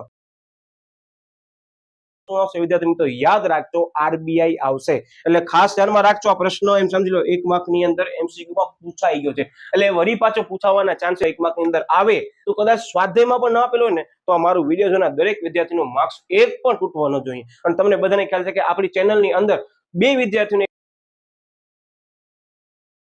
વિચાર કરો તો હું તમને એ જ કહેવા માંગુ છું કે જે વિદ્યાર્થી અત્યારે યાદ રાખજો, બોર્ડ ઉપર લખું છું કે જે બોર્ડની તૈયારી કરે છે અને બોર્ડની અંદર એને સમજી લો કે હેતુલક્ષી પ્રશ્નોમાં 30 માંથી 30 માર્ક્સ આવી ગયા ને વિદ્યાર્થીઓ, એને 70 માંથી 70 માર્ક્સ પૂરા લેતા જરાય પણ બીક નહીં લાગે, કારણ કે એના માટે રમત થશે, કારણ કે 30 માંથી 30 માર્ક્સ એને જ આવશે કે જે 70 માંથી 70 પૂરા લેવા માટે લાયક છે. મતલબ કે 100 માર્ક્સ લેવા માટે વિદ્યાર્થી મિત્રો તમે કેપેબલ છો, એવું ક્યારે માનતા નહીં કે 100 માર્ક્સ થિયરીમાં ના આવે. આપણી ચેનલ ઉપર લાઈવ એક્ઝામ્પલ જ મૂકેલા છે ને, વિદ્યાર્થીઓની કોમેન્ટ ઉપર તમે જોઈ લેજો કે કેમ તૈયારી કરતા હતા, એ પણ એ લોકો કીધું છે કે જેથી કરીને એના જુનિયર એટલે કે જે વિડીયો જોયો છે અત્યારે એ લોકોને પણ કામ આવે છે. Okay, yes. હવે શું કહે છે કે લોકોમાં બેન્કિંગ અને નાણાં વ્યવસ્થા વિશે જાગૃતતા વધે તે માટે પ્રચાર પણ કરે છે. મેં તમને પહેલા જ કીધું કે આરબીઆઈ ની ઓફિશિયલ ચેનલ છે કે જેની અંદર આવી રીતે જે પણ બેન્કિંગને લગતી ટર્મ્સ છે કે નાણાં બજારને લગતી ટર્મ્સ છે એના અંગે જાગૃતતા ફેલાવવામાં આવે છે. મતલબ કે અત્યારે અભણમાં અભણ વ્યક્તિ જે ભણેલો નથી એને પણ એ વિડીયોના માધ્યમથી પ્રચાર દ્વારા કહેવામાં આવે છે. એટલે જ ઘણી બધી ન્યૂઝ ચેનલની અંદર તમે નોટ ડાઉન કરજો કે અમુક સમયગાળા દરમિયાન આરબીઆઈ ની પણ એડવર્ટાઇઝમેન્ટ આવશે. શું કામ કે ઘણા બધા લોકોને પણ એનાથી પરિચિત કરવાનું છે. યસ. પછી આવે છે બેંકોના ગ્રાહકોના હિતોની પણ જાળવણી કરે છે આરબીઆઈ. મતલબ કે તમે કોઈ પણ બેંકમાં ખાતું ખોલાવ્યું છે અને તમારા સાથે કોઈ પણ ફ્રોડ થાય છે વિદ્યાર્થી મિત્રો યાદ રાખજો, અને તમે બેંકના કસ્ટમર છો, તો આરબીઆઈ તમારા સાથે જે પણ ફ્રોડ થયો છે એના પર પૂરેપૂરો એ નિરાકરણ કરવાની જવાબદારી ધરાવે છે. એટલે જ મેં તમને કીધું કે ઘણા બધા આની અંદર ચર્ચા કરવામાં આવી છે, તો એની અંદર એમ જ કે છે કે લોકોને સંગઠિત ક્ષેત્રો તેમજ બેંકો તરફ લાવવા માટે કરી ઘણા બધા પ્રોત્સાહનના કાર્યો કરવામાં આવે છે. એટલે જ ગામડાની અંદર વિદ્યાર્થી મિત્રો ઘણી બધી બેંકોની હવે શું થઈ રહી છે, ધીમે ધીમે સ્થાપના થઈ રહી છે કે વિસ્તરણ થઈ રહ્યું છે. તો વિદ્યાર્થી મિત્રો આ હતો આરબીઆઈ ના બિન નાણાકીય કાર્યો. વન સેકન્ડ કહી દઉં છું કે 1 માર્કની દ્રષ્ટિએ આ પ્રશ્ન મોસ્ટ ટાઈમ બી છે, 3 માર્કની દ્રષ્ટિએ તો કામનો જ પ્રશ્ન છે. મેં તમને કરાયો જેવી રીતે છે કે 1 માર્કનો પ્રશ્ન આની અંદર કવર થઈ જતો. આના પછી વિદ્યાર્થી મિત્રો આપણે લઈએ છીએ નાણાકીય નીતિ કે જેની અંદર યાદ રાખજો કે આપણા માટે પ્રેક્ટિકલ પોઈન્ટ છે. એની અંદર પરિમાણાત્મક અને ગુણાત્મક બે સાધનો આવે છે. બંને સાધનોમાંથી એક પ્રશ્ન પૂછવાની સંભાવના પૂરેપૂરી છે. તમે અત્યારે એમ લખી શકો છો કે ગવર્મેન્ટ એક્ઝામ હોય કે પછી ગમે તેવી બોર્ડની પરીક્ષા હોય કે તમે યાદ રાખજો કે કોઈ પણ યુનિટ ટેસ્ટ હોય તો વિદ્યાર્થી મિત્રો એમાંથી એક પ્રશ્ન ચોક્કસ ગેરંટી સાથે કહું હશે જ. કાંઈ નહીં તો અર્થ પૂછી લેશે કે બેંક રેટ એટલે શું, અથવા રેપો રેટ એટલે શું, રિવર્સ રેપો રેટ એટલે શું, અથવા આંકડાકીય માહિતી પૂછવા માટે one of the best question as per my opinion. આ યાદ રાખજો છેલ્લે સુધી, અને પ્રશ્ન ફોલ્ડ કરી રાખી દીધો કે છેલ્લા દિવસે જ્યારે પણ પરીક્ષા દેવા જાઓ છો ને આનો ઉપર ફરીથી નજર ફરાવવાની છે, કારણ કે આ એક એવો પ્રશ્ન છે કે જેનામાંથી ટ્વિસ્ટેડ કરી પૂછી શકાય. શું કામ આપણે સમજવાના છે, તમને ખબર પડી હશે કે સાહેબ આ તો અમને હમણાં ખબર પડી કે આ વસ્તુમાં ફરક છે. હા, તો એવું છે જ, તમને કહી દઉં. એવા ઘણા બધા અંદર ટર્મિનોલોજી વાળા ક્વેશ્ચન આવે છે કે જે કોન્સેપ્ટની દ્રષ્ટિએ થોડોક તમને એમ લાગે સિમિલર છે પણ ઘણો ફરક છે. જેમ કે બેંક રેટ છે અને રેપો રેટ છે, તમને એમ જ લાગશે સરખો છે પણ ખરેખર અલગ છે. એટલે આપણે સમજવાના છે. તમે અત્યારે પહેલા આનો સ્ક્રીનશોટ લઈ લો, પછી આપણે એ પ્રશ્ન તરફ આગળ વધીએ છીએ. એટલે ખાસ છેલ્લે સુધી વિડીયો જોજો. ઘણા બધા વિદ્યાર્થીઓને એમ હશે કે સાહેબ અમને સ્ક્રીનશોટ પાડવામાં પછી સાચવવા પડે, પીડીએફ બનાવવી પડે, પ્રિન્ટ આઉટ કરવી પડે. તો જરાય વાંધો નથી. તમે નીચે ડિસ્ક્રિપ્શન બોક્સની અંદર એક મેં વોટ્સઅપ ચેનલની લિંક મૂકી છે જેની અંદર ટોટલી પ્રાઇવેસીને ધ્યાનમાં લઈને કોઈને પણ ખબર નહીં પડે કે તમે ચેનલમાં જોઈન છો કે નહીં. મીન્સ કે અત્યારે તમારા સાથે જોડાયેલા બીજા કોઈ પણ લોકો છે એને ખબર નહીં પડે કે તમે ચેનલમાં જોઈન છો. એટલે તમે બિંદાસથી જોડાઈ શકો છો. એની અંદર તમામ મટીરિયલ ધીમે ધીમે સમયને ધ્યાનમાં લઈ અપલોડ કરવામાં આવશે. ક્વેશ્ચન પેપર, પ્રેક્ટિસ પેપર, ક્વિઝની લિંક ગૂગલ ફોર્મની અંદર ફ્રી ઓફ માધ્યમની અંદર હું પૂરી પાડવાનો છું, અને સમયને ધ્યાનમાં લઈ યુનિટ વાઇઝ પેપર અને બોર્ડના પેપર પણ અપલોડ કરવામાં આવશે. એટલે ખાસ વિદ્યાર્થી મિત્રો ચેનલની અંદર જોઈન થઈ જજો. હવે વિદ્યાર્થી મિત્રો આપણે જે ટોપિક લીધું છે એનું નામ છે, યાદ રાખજો તો કે પરિમાણાત્મક સાધનો પૈકી કપરા સમયની અંદર સ્થિરતા લાવવા માટેની જોગવાઈ. હવે આ જે ટોપિક મેં તમને કીધું ને શરૂઆતની અંદર કે પરિમાણાત્મક અને ગુણાત્મક જે સાધનો છે નાણાકીય નીતિના, વિદ્યાર્થી મિત્રો યુપીએસસી લેવલના છે. મતલબ કે યુપીએસસી ની તમે પરીક્ષા દેવા જાશો ત્યારે બેન્કિંગ અવેરનેસ અથવા જનરલ કરંટ બેન્કિંગ અવેરનેસ અથવા તો ઇકોનોમિક કરંટ અફેરની અંદર પણ આ મુદ્દા પૂછાય છે. મતલબ તમે જે કોન્સેપ્ટ કરી રહ્યા છો, કદાચ તમે આગળ કોઈ પણ ગવર્મેન્ટ એક્ઝામ આપો, ક્લાસ 1 ની આપો, ક્લાસ 2 ની આપો, એનામાં તો આવવાનું જ છે ને. 12મા ધોરણમાં ખૂબ જ અગત્યનો ટોપિક મેં તમને કહી દીધો. ઓકે, હવે આ જે ટોપિક છે ને એની અંદર એક વર્ડ આવે છે માર્જિનલ સ્ટેન્ડિંગ ફેસિલિટી, MSF તરીકે ઓળખવામાં આવે છે. પહેલા આપણે મુદ્દો લઈ લઈએ છીએ, પછી આની સમજૂતી લઈએ છીએ. પણ આ કોન્સેપ્ટ મને તમને સમજાવવા માટે બીજા બે કોન્સેપ્ટ આનામાં જ કવર કરવા પડશે, જે ઓલરેડી એના પછીના જ છે. એક કોન્સેપ્ટ આવે છે CRR અને બીજો આવે છે SLR. હવે આપણે સમજશું, પણ હું તમને એક કોન્સેપ્ટ તમને આની અંદર એમ જ કહેવા માંગુ છું, પ્રેક્ટિકલી આપણે સમજી ખરેખર રીતે બેંકો કરે શું છે. ધ્યાન આપજો. તમે અત્યારે બેંક તો સાંભળો, તમારા પાસે અત્યારે 100 કરોડ રૂપિયા નાણાં પડ્યા છે. ધ્યાન આપજો કે તમારા પાસે કોઈ જણ ડિપોઝિટ કરાવી રહ્યા છે ઘણા બધા ગ્રાહકો પૈકી, તો તમે 100 કરોડ રૂપિયા વાપરી શકશો નહીં. હું શું કહું છું ખબર પડે છે? કદાચ એમ સમજી લો કે 10 થી 15 જણા કે ઘણા બધા વેપારીઓ ભેગા થઈને તમારા પાસે નાણાં રાખી ગયા એકાઉન્ટની અંદર ફિક્સ ડિપોઝિટમાં કે XYZ, તો વિદ્યાર્થી મિત્રો એ 100 કરોડ રૂપિયા તમે વાપરી શકવાના નથી. RBI નો ચોખ્ખો રૂલ્સ છે કે તમારા પાસે જે પણ થાપણો આવે છે એના અમુક ટકા ભાગ તમને RBI પાસે રાખવું પડશે. હવે યાદ રાખજો, આને કહેવામાં આવે છે CRR. એક્ઝામ્પલ તરીકે તમારા પાસે 100 કરોડ રૂપિયા આવે છે, યાદ રાખજો, એ 100 કરોડ માંથી 5% એમ સમજી લો તમને CRR માં રાખવા પડશે. મતલબ કે તમને 5 કરોડ રૂપિયા શું કરવાના છે, અહીંયા તમને CRR ની અંદર રાખી દેવા પડશે RBI પાસે, તમે એ વાપરી શકશો નહીં. આ હું એક્ઝામ્પલ જે ટકાવારી કહું છું એની અંદર 1 સેકન્ડ કીધો ફેરફાર આવી શકે છે. મેં તમને એક્ઝામ્પલ લેવા માટે કરીને લીધું છે.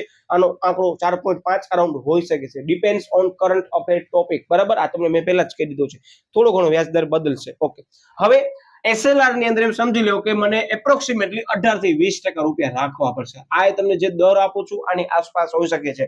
તો આપણે 18% લઈએ છીએ, તો યાદ 20% લઈએ છીએ, તો યાદ રાખજો કે 100 કરોડના 20% એટલે 20 કરોડ જે રૂપિયા જે છે આટલા રૂપિયાની મને શું રાખવી પડશે ખબર છે વિદ્યાર્થી મિત્રો? યાદ રાખજો, સૌથી પહેલા એમાં અમુક ટકા હશે કેશ, પછી ગવર્નમેન્ટ સિક્યોરિટી હશે, અને પછી હશે આની અંદર ગોલ્ડ.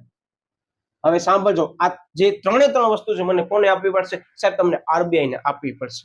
હવે બે વસ્તુની અંદર તમે નોટ ડાઉન કરજો કે CRR ની અંદર એટલે કે કેશ રિઝર્વ રેશિયો શબ્દ જ આવી ગયો અંદર, વર્ડ પેલો શું આવે? કેશ. મતલબ કે મારા પાસે જે 100 કરોડની થાપણો આવી હશે એનામાંથી 5 કરોડ રૂપિયા મને કેશ જે છે ને એ RBI ને આપવું પડશે. અને યાદ રાખજો, ચોપડીમાં ક્યાંય આનો ઉલ્લેખ નથી પણ ગવર્મેન્ટ એક્ઝામમાં તમને કામ આવશે કે હું RBI ને CRR સ્વરૂપમાં કેશ આપું છું તો RBI મને ઇન્ટરેસ્ટ 1% નહીં આપે. શું કહું તમને ખબર પડે છે કે RBI મારા પાસે જે 5 કરોડ રૂપિયા લેવાની છે ને એના ઉપર મને કાંઈ ઇન્ટરેસ્ટ નહીં આપે.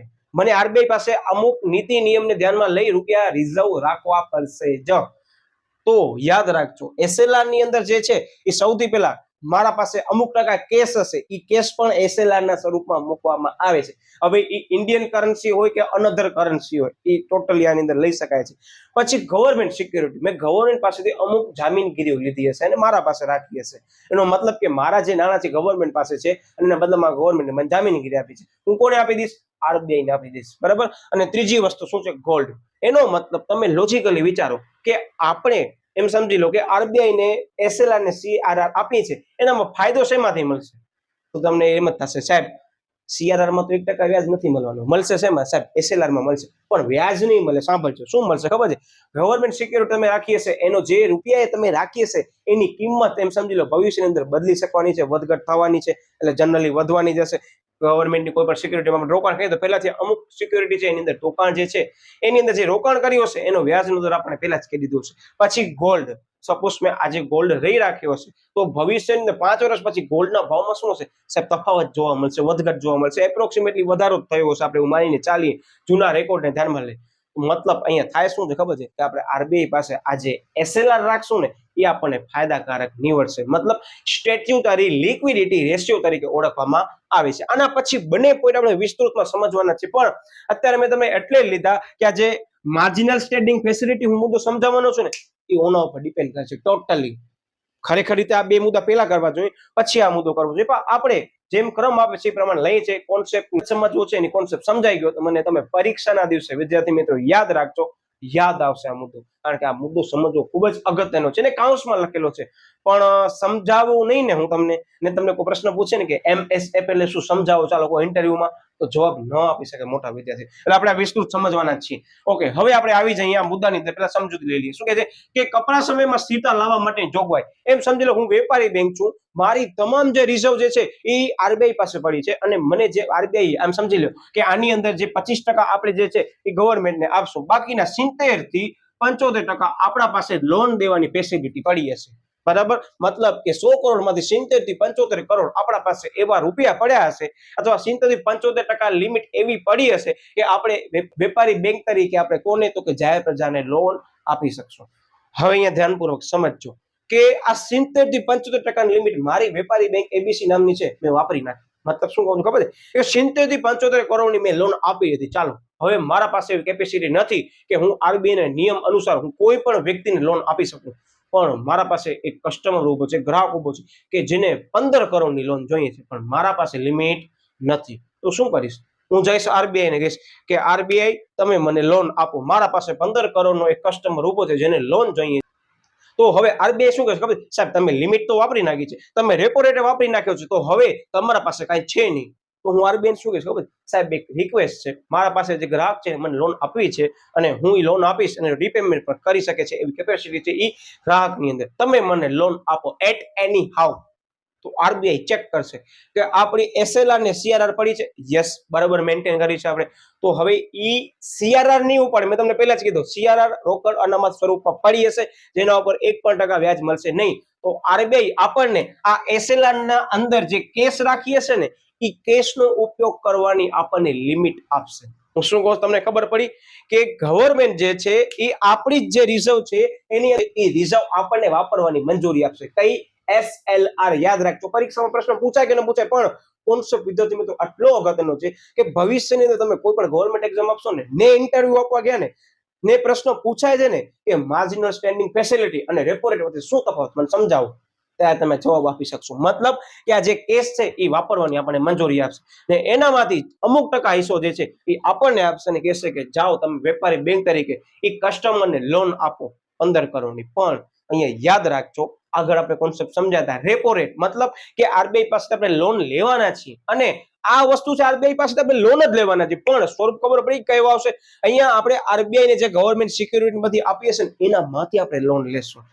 ઇન શોર્ટ તમે સમજી ગયા છો કે આપણે એસએલઆર માંથી લિમિટ વાપરશું, શેના માટે? તો કે લોન દેવા માટે. આપણી પરિસ્થિતિ બહુ જ ખરાબ થઈ ગઈ છે કારણ કે આપણે લોન વધારે આપી દીધી છે, છતાં પણ આપણા પાસે એક કસ્ટમર એવો છે કે જે આપણને લોન લેવા માંગે છે અને લોન ભરપાઈ કરવા માટે પૂરેપૂરી સદ્ધર વ્યક્તિ છે એની લોન આપણને રીપેમેન્ટ કરી દેશે ટૂંકા ગાળાની અંદર. તો આવો મોકો ગુમાવાય નહીં અને આપણે શું કરવું પડે, આરબીઆઈ પાસેથી આવી રીતે લોન લેવી પડે. પણ એક શરત છે, યાદ રાખજો કે આ જે લોન લેશો ને વિદ્યાર્થી મિત્રો, મતલબ કે માર્જિનલ સ્ટેન્ડિંગ ફેસિલિટી આપણે જે મેં તમને કીધું ને એ વડાની અંદર આવી ગયો. આ માર્જિનલ સ્ટેન્ડિંગ ફેસિલિટીનો આપણે ઉપયોગ કર્યો કહેવાય કે જેની અંદર જે વ્યાજનો દર છે ને વિદ્યાર્થીઓ એ રેપો રેટ કરતા વધારે હશે. મતલબ અહીંયા આપણે ચર્ચા કરવાના જ છીએ. આ હતી ટર્મિનોલોજી, મેં તમને સંપૂર્ણ કોન્સેપ્ટ કહી દીધો. એની મેં તમને જે કીધું ને કે આપણે એસએલઆર માંથી રૂપિયા વાપરશું, લિમિટ વાપરશું, એ આવી શું તમારી ખબર છે, માર્જિનલ સ્ટેન્ડિંગ ફેસિલિટી એમએસએફ તરીકે ઓળખવામાં આવે છે. આગળ તમે કોલેજમાં જાઓ કે ગવર્મેન્ટ એક્ઝામ કોઈ પણ આપો, વન્સ અગેન આ મુદ્દો બેન્કિંગ અવેરનેસ અથવા કરંટ અફેરમાં તો આવવાનો જ છે. અને હું તમને ચોખ્ખો કહી દઉં કે રેપો રેટ અને રિવર્સ રેપો રેટની ટકાવારી ચોપડીમાં આપી છે. હું અત્યારે રિપીટ કરતો નથી, પણ મેં બોર્ડ ઉપર લખી લીધી છે. પણ જ્યારે પણ તમે પરીક્ષા આપવા જાઓ તો તમારી ચોપડીની અંદર જે રેટ છે એને માન્ય ગણજો. કોણ? તો કે જે બોર્ડની પરીક્ષા આપે છે એ, અને જે ગવર્મેન્ટની એક્ઝામ આપે છે વિદ્યાર્થી મિત્રો એ આરબીઆઈ ની ફાઇનાન્શિયલ જે પોલિસી જે છે એ આરબીઆઈ ની સાઇટ ઉપર અપલોડ કરેલી મોનિટર પોલિસીની અંદર જઈ અને reverse repo rate, bank rate, marginal standing facility rate એ ખાસ ટકાવારી કરીને જાજો, એમાંથી એક હશે જ, કારણ કે આ જ ફાઇનાન્શિયલ પોલિસીના મહત્વના પાયા છે, યાદ રાખજો. Okay, yes. અને ભેગે સીઆરઆર અને એસએલઆર નું જે ટકાવારી છે એ પણ આપણે કરીને જવાની રહેશે. કોને? તો કે જે ગવર્મેન્ટ એક્ઝામ આપે છે એને. બાકી સ્કૂલ વાળાને ચોપડીમાં જ આપી દીધી હશે, એ આંકડાને માન્ય કરવું પડશે. Okay, yes. હવે સમજીએ તે પોઈન્ટ ટુ પોઈન્ટ શું કહે છે કે સતત કપરા સંજોગોમાં અને નાણાંની કટોકટી એટલે કે અછતના સમયે વેપારી બેંક આરબીઆઈ પાસેથી સરકારી જામીનગીરીઓ, મેં તમને જે કીધું તો ગવર્મેન્ટ સિક્યુરિટી જામીનગીરીઓ મૂકીને નિર્ધારિત દરે શું લે છે? ધિરાણ લે છે. બરાબર? ઓકે. હવે શું કહે છે કે આ દર રેપો રેટ કરતા કેવો હશે? વધારે હશે. મેં તમને સ્ટાર્ટિંગમાં જ કહી દીધો. આ જે દર છે માર્જિનલ સ્ટેન્ડિંગ ફેસિલિટી, એનો જે ટકાવારી જે છે 2016 ની અંદર 7% હતી, યાદ રાખજો. અને એ જ સમયગાળા દરમિયાન રેપો રેટ 2016 માં કેટલો હતો?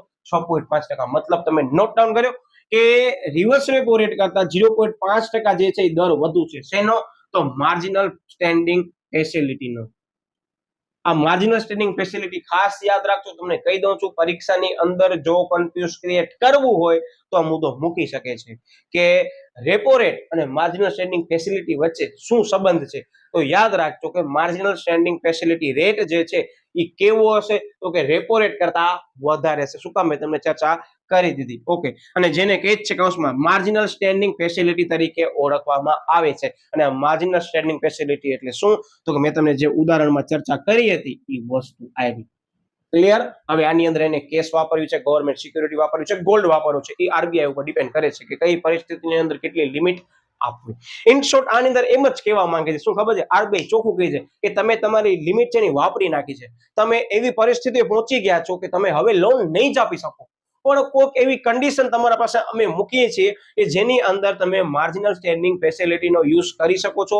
અને વન્સ અગેન કીધું કે marginal standing facility rate RBI ના હાથમાં છે, કેટલા ટકા નક્કી કરવું, કેવી રીતે આપો કે ન આપો, તમામ પરિસ્થિતિ. મતલબ કે કોઈ પણ બેંક કંગાળ જવા થઈ રહી છે ને, તો એના માટે આ યુઝ કરવામાં આવે છે માર્જિનલ સ્ટેન્ડિંગ ફેસિલિટી રેટ. બરાબર, આ વસ્તુ તમને મેં જે કીધી એનો મેં તમને પહેલા જ કીધું કોન્સેપ્ટ શેના ઉપર રહેલો છે, સીઆરઆર અને એસએલઆર ઉપર રહેલો છે, જેની અંદર સીઆરઆર એટલે કેશ રિઝર્વ રેશિયો અને એસએલઆર સ્ટેચ્યુટરી લિક્વિડિટી રેશિયો. આ જે ટકાવારી છે મેં ઉદાહરણ માટે કરીને જ લીધી છે, આગળ આપણે ટોપિક ભણવાના છે એની અંદર વર્ષને ધ્યાનમાં લઈને ટકાવારી આપણે લેવાના છે. હું ઘણીવાર મારા વિદ્યાર્થીઓને ક્લાસમાં પણ એમ કહું કે તમામ ટોપિક અર્થશાસ્ત્રની અંદર આવે છે, એમાં જે પણ ટકાવારી આવે છે વિદ્યાર્થી મિત્રો, તમે એની સ્ટાર્ટિંગથી જ નોટ્સ અલગ બનાવી નાખો. હું શું કામ કહું છું ખબર છે? ચાલો આપણે 12મા ધોરણમાં અત્યારે અભ્યાસ કરીએ છીએ, માનીને ચાલીએ તો 12મા ધોરણની અભ્યાસ કરનાર વિદ્યાર્થી આ નોટ્સ બનાવે છે અને સીધી ક્યાં કામ આવશે ખબર છે? જેવું 12th કમ્પ્લીટ કરશે, જીપીએસસી તૈયારી ચાલુ કરશે, ત્યારે આ જ બધી નોટ્સ ઇકોનોમિક્સની તમને ફરીથી કામ આવશે.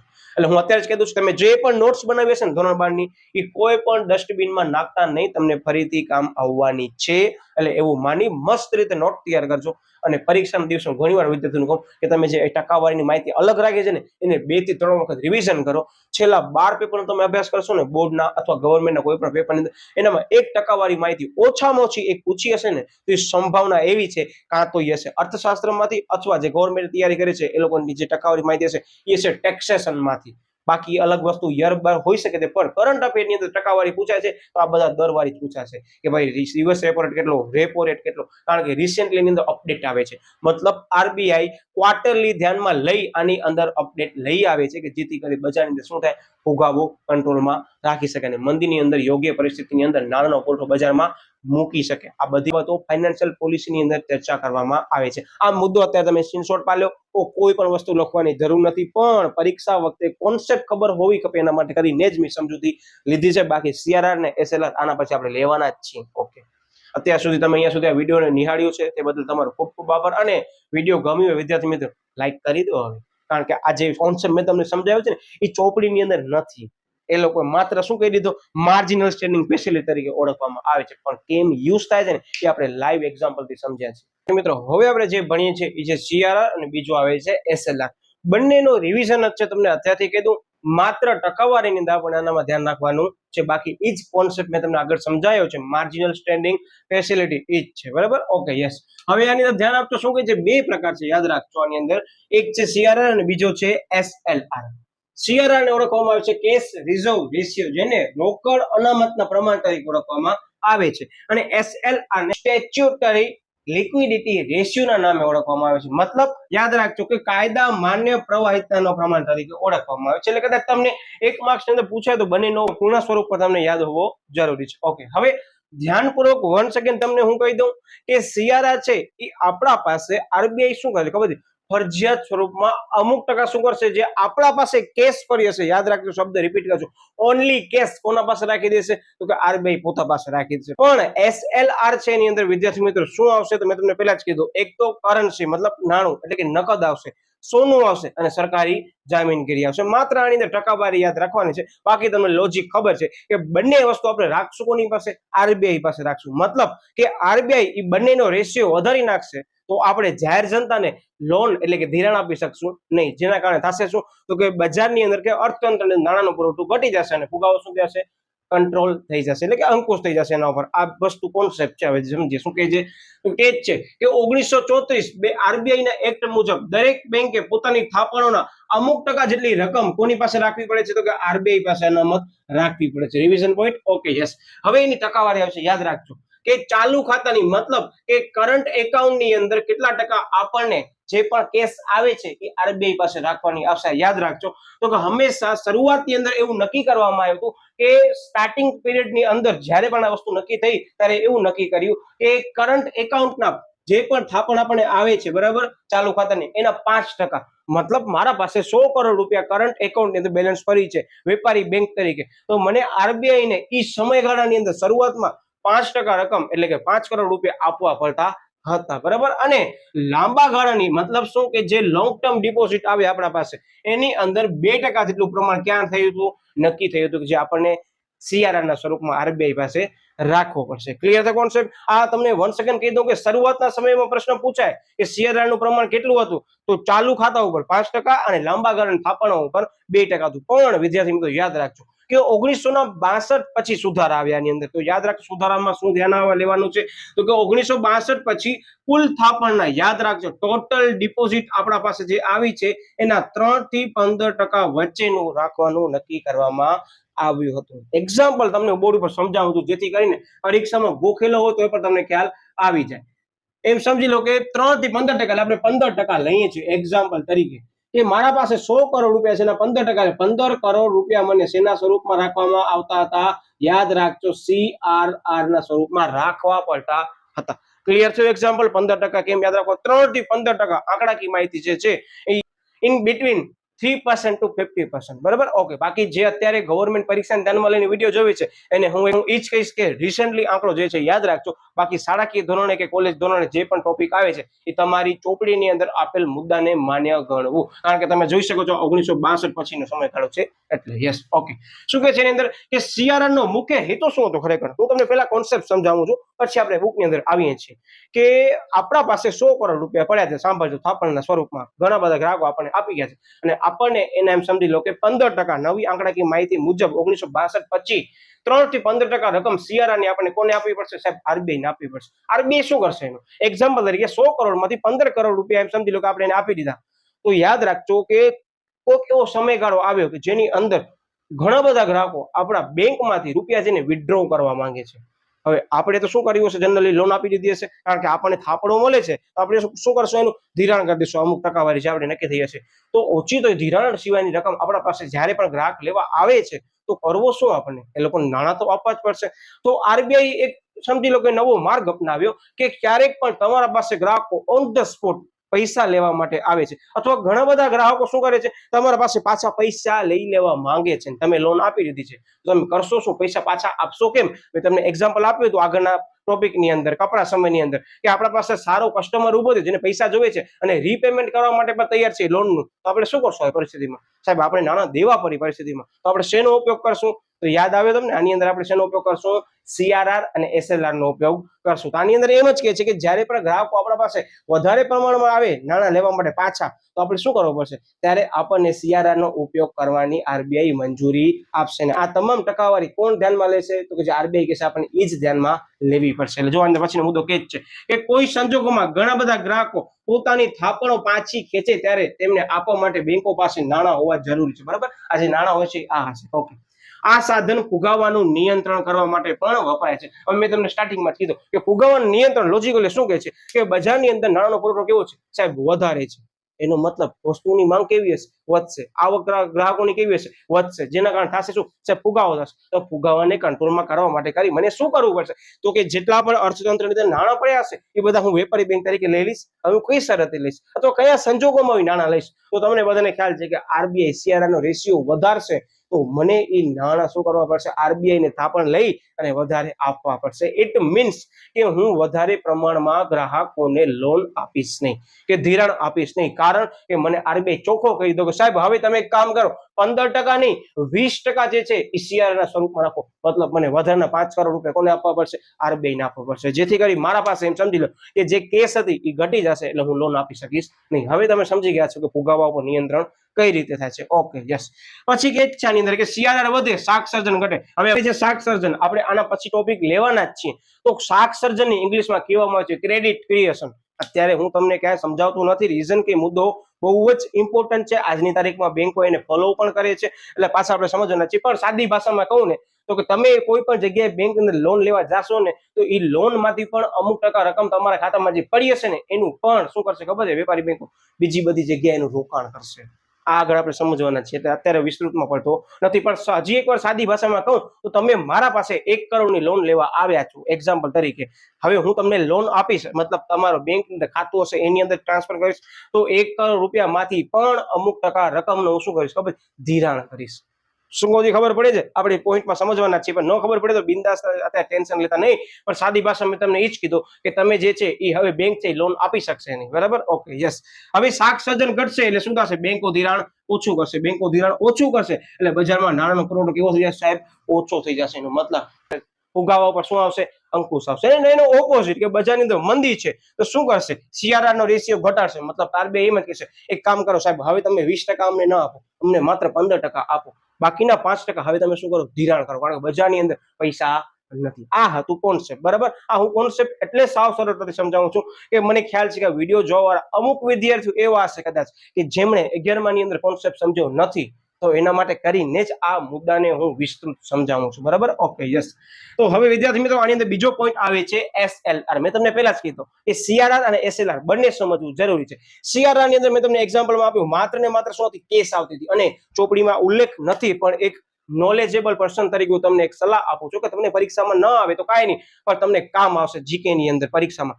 હવે પરીક્ષામાં પ્રશ્ન પૂછાય ગવર્મેન્ટ એક્ઝામમાં એ સીઆરઆર ઉપર કેટલા ટકા વ્યાજ ચૂકવવામાં આવે છે, અથવા સીઆરઆર ઉપર કેટલા ટકા વ્યાજ વેપારી બેંકોને ચૂકવવામાં આવે છે. ઓપ્શન ઘણા બધા હશે, અને ડી ની અંદર એમ આપ્યો છે કાંઈ પણ ચૂકવવામાં આવતું નથી.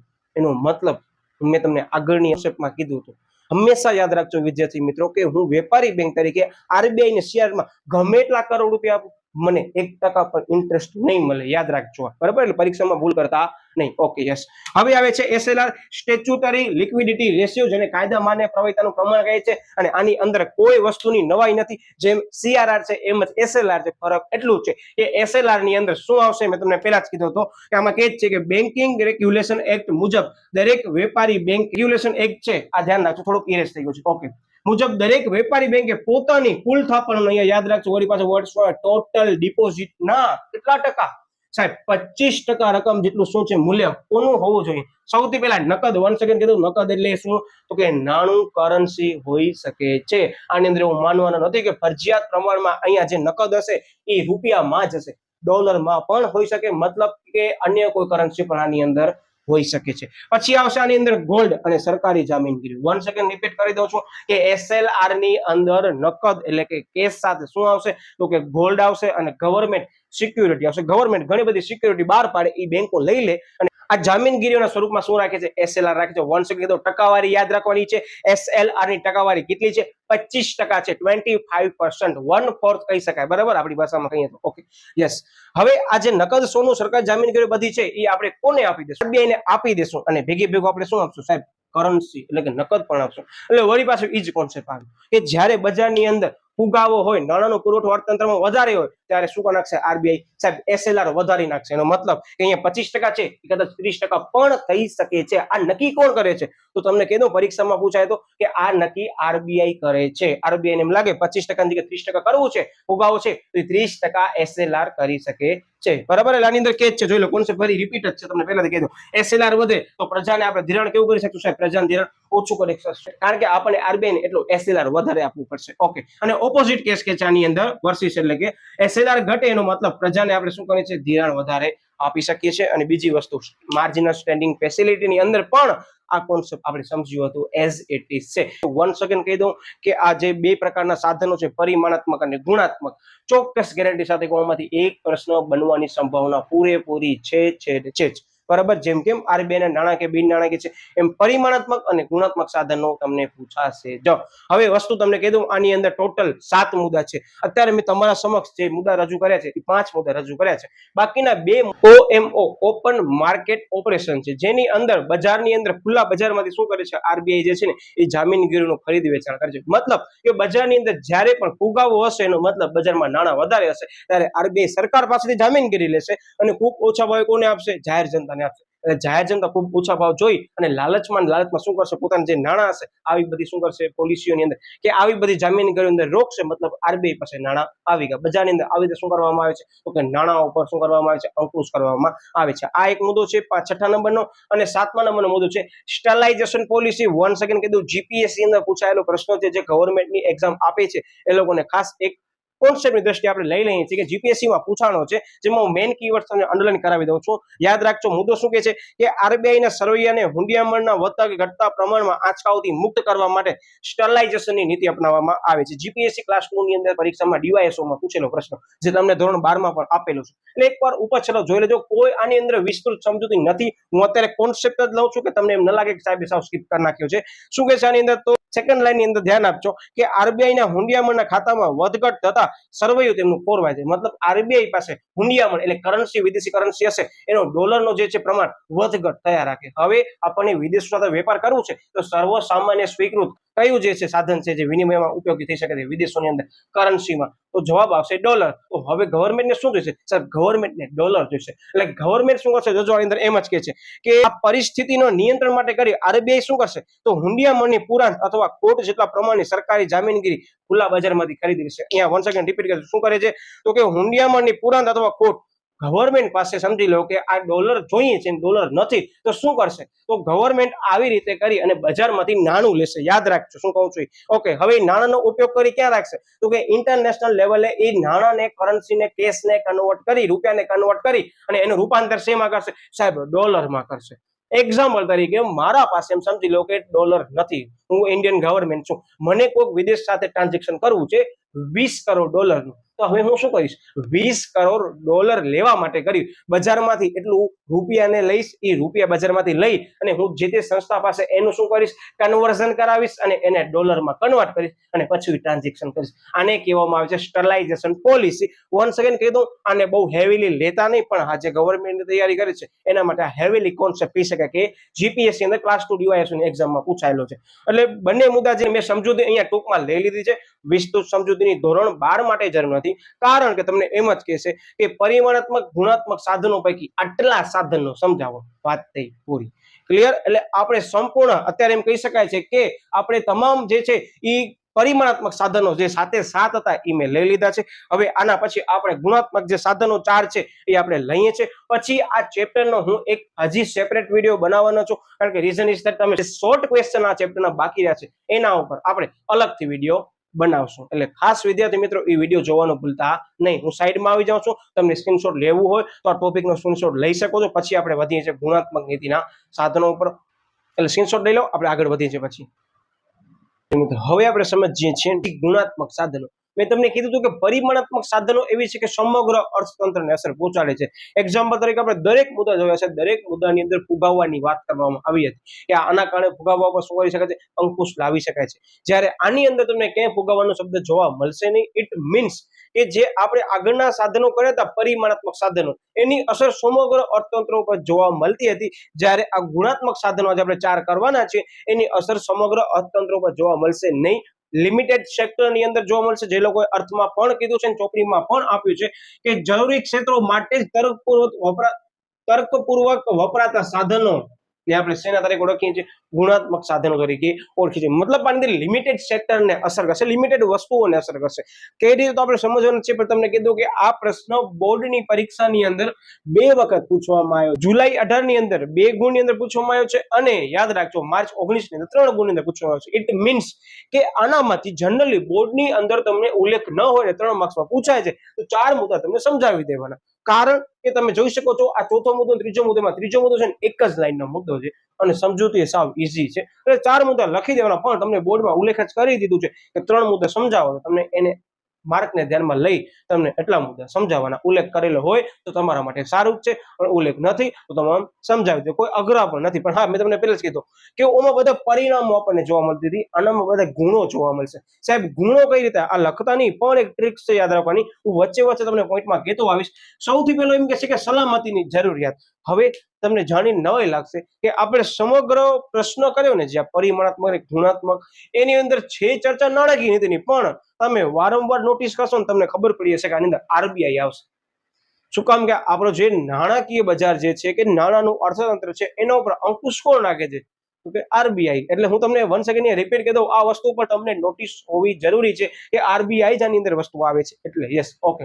હવે પહેલો મુદ્દો કે છે સલામતીની જરૂર, મતલબ સિક્યોરિટીઝ. હવે શું કહે છે આપણે સમજ્યાની અંદર કે ધિરાણ લેનાર વ્યક્તિ પાસે બેંક તેમના ઘરેણા, કાર અને ઘર અને જમીન વગેરે શું કહે છે? બાંયધરી પેટે લખાવે છે. હવે આ જનરલી પોઈન્ટ શું કહે છે ખબર છે?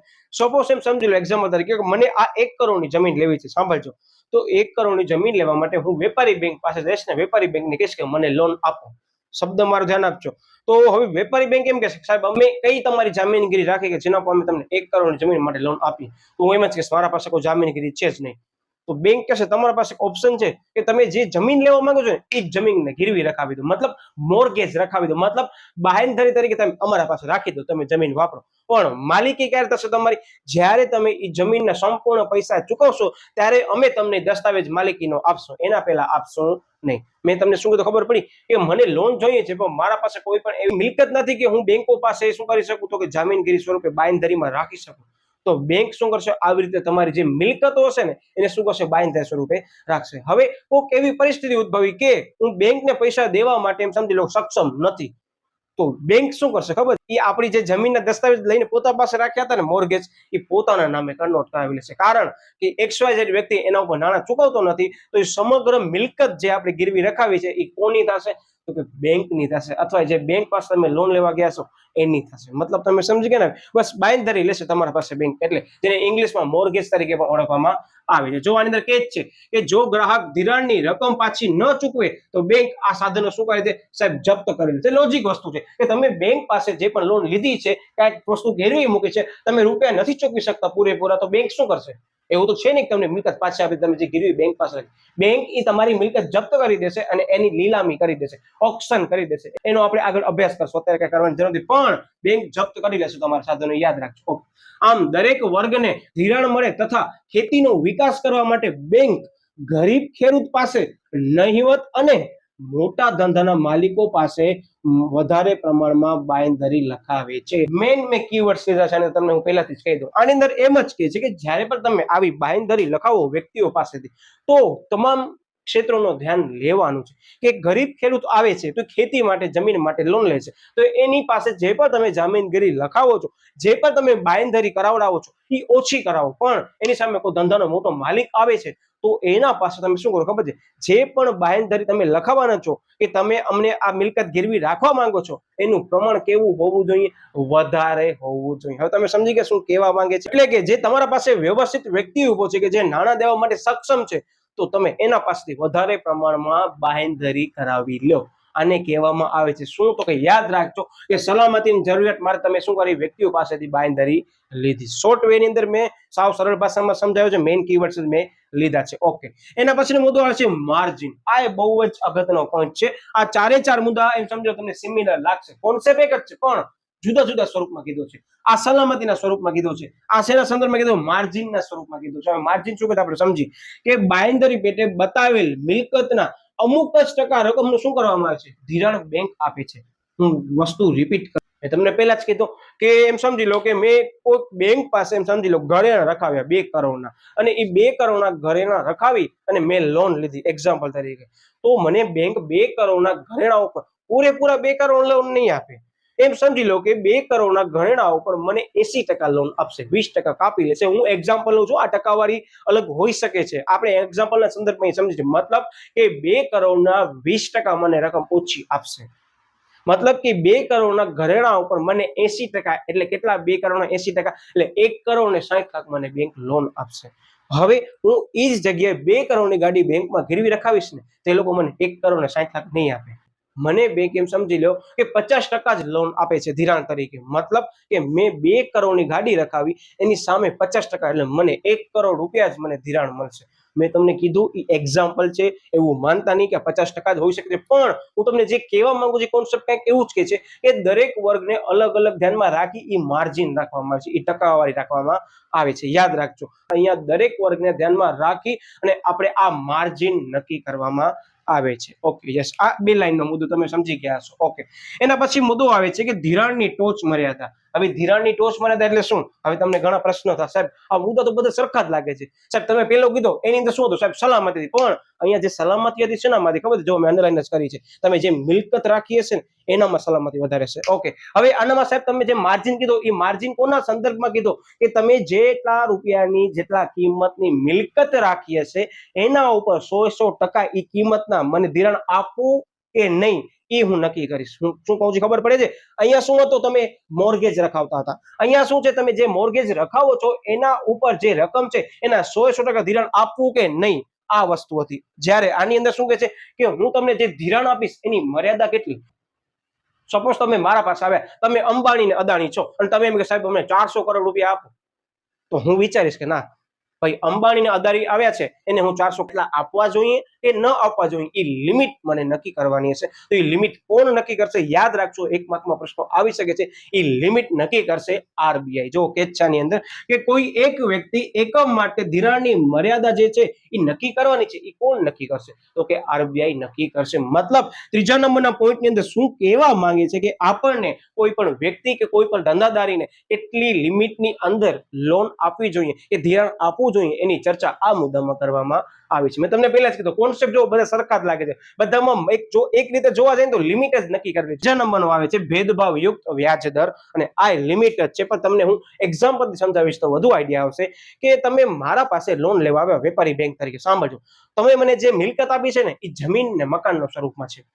તો તમે મને મારા પાસે જે પણ વસ્તુ ગીરવી રાખશો એટલે એને મોર્ગેજ કહેવામાં આવશે. તો હું તમને જે મોર્ગેજ લોન આપીશ ને એના ઉપર વ્યાજનો દર અલગ હશે. પછી તમે મારા પાસે આવે, તમે મને એમ કહો સાહેબ હું તમારા પાસે કઈ ગીરવી રાખી શકું એમ નથી, તમે મને પર્સનલ લોન આપશો, મતલબ અનસિક્યોર લોન, તમે મારા પાસે કોઈ પણ સિક્યુરિટી રાખી નથી, તો એના ઉપર રાખવામાં આવતો વ્યાજનો દર કેવો હોવો જોઈએ? કારણ કે તમે મારા પાસે કઈ મિલકત જ નથી રાખી, તો શું થશે સાહેબ? તમે વ્યાજનો દર વધારે લેશો. કોના સંદર્ભમાં? તો કે મોર્ગેજ લોનના સંદર્ભમાં. અને તમે મારા પાસે આવ્યા અને તમે હાઉસ લોન લીધી, તો હાઉસ લોન ઉપર પણ વ્યાજનો દર શું હશે? અલગ અલગ હશે. ઇન શોર્ટ, આની અંદર વળી પાછો કોન્સેપ્ટ શું કહે છે ખબર છે? કે જુદા જુદા વર્ગોને જુદા જુદા પ્રકારની જે લોન આપી છે એના ઉપર લેવામાં આવતો વ્યાજનો દર પણ કેવો હશે સાહેબ? જુદો જુદો હશે. મતલબ ભેદભાવ યુક્ત એને કહેવામાં આવે. જો મુદ્દામાં કે છે કે અલગ અલગ પ્રકારના ધિરાણ માટે અલગ અલગ પ્રકારના વ્યાજ દર રાખવાની પદ્ધતિને ભેદભાવ યુક્ત અથવા ભેદપરક યુક્ત નીતિ તરીકે પણ ઓળખવામાં આવે છે. આ પ્રશ્ન 1 માર્ક્સ માટે ટાર્ગેટ તમે કરી શકો છો કે પરીક્ષાની અંદર 1 માર્ક્સની અંદર પ્રશ્ન પૂછાઈ શકે છે કે ભેદભાવ યુક્ત વ્યાજ દરની નીતિ એટલે શું, સમજાવો એક ગુણ. તો તમે મેં સમજાવ્યું એ જ મુદ્દો છે. ઓકે, હવે આમાં એક્ઝામ્પલ કે છે, શું કે છે? આમાં કે છે હાઉસ લોન, મેં તમને જે કીધું એ ઘર ઉપર લેવામાં આવતી લોન નો વ્યાજનો દર અલગ હશે. પર્સનલ લોન તમે લ્યો છો તો એના ઉપર વ્યાજનો દર ઓછો હશે. તમે મોર્ગેજ લોન લ્યો છો જેને સિક્યોર્ડ લોન કહેવામાં આવે છે, તમે કોઈ પણ જામીનગીરી શું કહે છે બેંક પાસે રાખી છે, તો એના ઉપર વ્યાજનો દર કેવો હશે?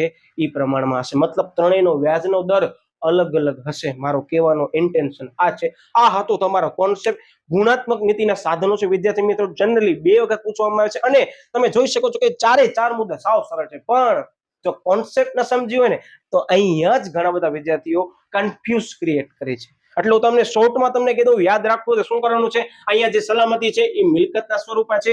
અહીંયા જે માર્જિન જે છે એ તમે જે મિલકત રાખી છે એના ઉપર કેટલા ટકાએ લોન એટલે કે ધિરાણ આપવું એના સંદર્ભમાં છે. અહીંયા જે ધિરાણની ટોચની મર્યાદા છે કે કેટલા રૂપિયા મને ખરેખર મારા પાસે લિમિટ છે કે મને આ વ્યક્તિને લોન આપવું જોઈએ કે ન આપવું જોઈએ. મતલબ તમે મારા પાસે આવીને એમ કીધું સાહેબ તમે અમને 100 કરોડની લોન આપશો, હું કહીશ 1 મિનિટ, મને આરબીઆઈ ને કેવું પડશે કે મારા પાસે એક એવું કસ્ટમર છે કે જેને 100 કરોડની લોન જોઈએ છે, તો આરબીઆઈ તમારો ડેટા ચેક કરશે, હું તમારો ડેટા ચેક કરશે. ઇટ મીન્સ કે તમારા ઉપર નોટિસ આવશે કે ભાઈ તમને 100 કરોડ રૂપિયા જોઈએ છે. એટલે કે પછી શું કરવામાં આવશે કે મને તમને 100 કરોડ રૂપિયા આપવા કે નહીં એ આરબીઆઈ નક્કી કરશે. આરબીઆઈ કહેશે હા આપી દો, એટલે હું તમને 100 કરોડ આપી દઈશ. અને તમે 100 કરોડ રૂપિયા મારા પાસે લોન તરીકે લીધા, તમે વાપર્યા, એના ઉપર તમે નફો કમાવ્યો, તો તમને શું ચૂકવવો પડશે? સાહેબ તમને કરવેરા ચૂકવવો પડશે. તમે કરવેરા નહીં ચૂકવો તો થશે શું? સીધો આરબીઆઈ કહેશે તો 100 કરોડ વાળો કસ્ટમર ક્યાં ગયો? જરાક જોવો તો કેટલો એનો પ્રોફિટ થયો છે, એને ટેક્સ ચૂકવ્યો કે નહીં. અને તમે ટેક્સ નહીં ચૂકવ્યો તો તમારા ઘરે નોટિસ આવશે. હવે સમજી ગયા ને શું કામ આરબીઆઈ આ વસ્તુ મારા પાસે શું કામ લે છે વેપારી બેંક તરીકે? કારણ કે ચેક કરશે કે આ જે પણ ધંધાર્થી છે, જે બિઝનેસમેન છે, એ ટેક્સ ચૂકવે છે કે નથી ચૂકવતો. તો આ અનધર પોઈન્ટ છે, લખતા નહીં. Okay, yes. અને પછી શું આવે છે? ભેદભાવ યુક્ત વ્યાજનો દર. મતલબ અહીંયા જે ઇન્ટરેસ્ટ છે એનામાં શું કરવામાં આવે છે? ડિફરન્સ રાખવામાં આવે છે. હવે આપણે આના પછી 2 ટોપિક લેવાના છીએ. એ 2 ટોપિકમાં આવે છે ઉદ્ભવ અને વિકાસ અને વેપારી બેંકના કાર્યોની અંદર શાક સર્જન વાળો પોઈન્ટ લેવાના છે કે જે મોસ્ટ આઈએમપી છે. આ 2 મુદ્દા થઈ ગયા. એની અંદર મેં તમને પહેલા જ કીધું ત્રીજો મુદ્દો સાવ સરળ છે. કયો ખબર છે? વેપારી બેંકના ખાતાના પ્રકારો, જે તમે ધોરણ 11 થી ભણીને આવ્યા છો. એટલે એ મુદ્દો આપણે પાછળથી લેવાના જ છીએ. વિડીયોનો ટાઈમ ડ્યુરેશન વધી ગયો હોવાથી આપણે આનો સેકન્ડ પાર્ટ મૂકવાના છે. એટલે વિદ્યાર્થી મિત્રો ખાસ એ સેકન્ડ પાર્ટ જોવાનું ભૂલતા નહીં. તેમજ તમે જો આગળના ચેપ્ટર જે છે નાણું અને ફુગાવાર જોવાનો હજી પણ ચેપ્ટર બાકી હોય તો એ ખાસ વિડીયો જોઈ લેજો. તેમજ આપણી વોટ્સઅપ ચેનલ અને ટેલિગ્રામ ચેનલની અંદર જોડાવાનું ભૂલાઈ ગયા હો તો તમારા પાસે હજી સમય છે, તમે જોડાઈ શકો છો. એની અંદર ફ્રી ઓફ ક્વિઝ વિદ્યાર્થીઓ માટે મૂકવામાં આવે છે, તેમજ તમારે જે પણ ડાઉટ હશે પર્સનલી સોલ્વ કરાવવામાં આવશે. એટલે તમામ શૈક્ષણિક તમને ડાઉટ કોઈ પણ તમને લાગે છે તમે બિંદાસથી મને ઇન્સ્ટાગ્રામ ઉપર જાણ કરી શકો છો. એટલે વિદ્યાર્થી મિત્રો મળે આપણે વળી પાછો નવા ટોપિક સાથે તેમજ નવા વિડીયો સાથે પાર્ટ 2 સાથે મળીએ છીએ.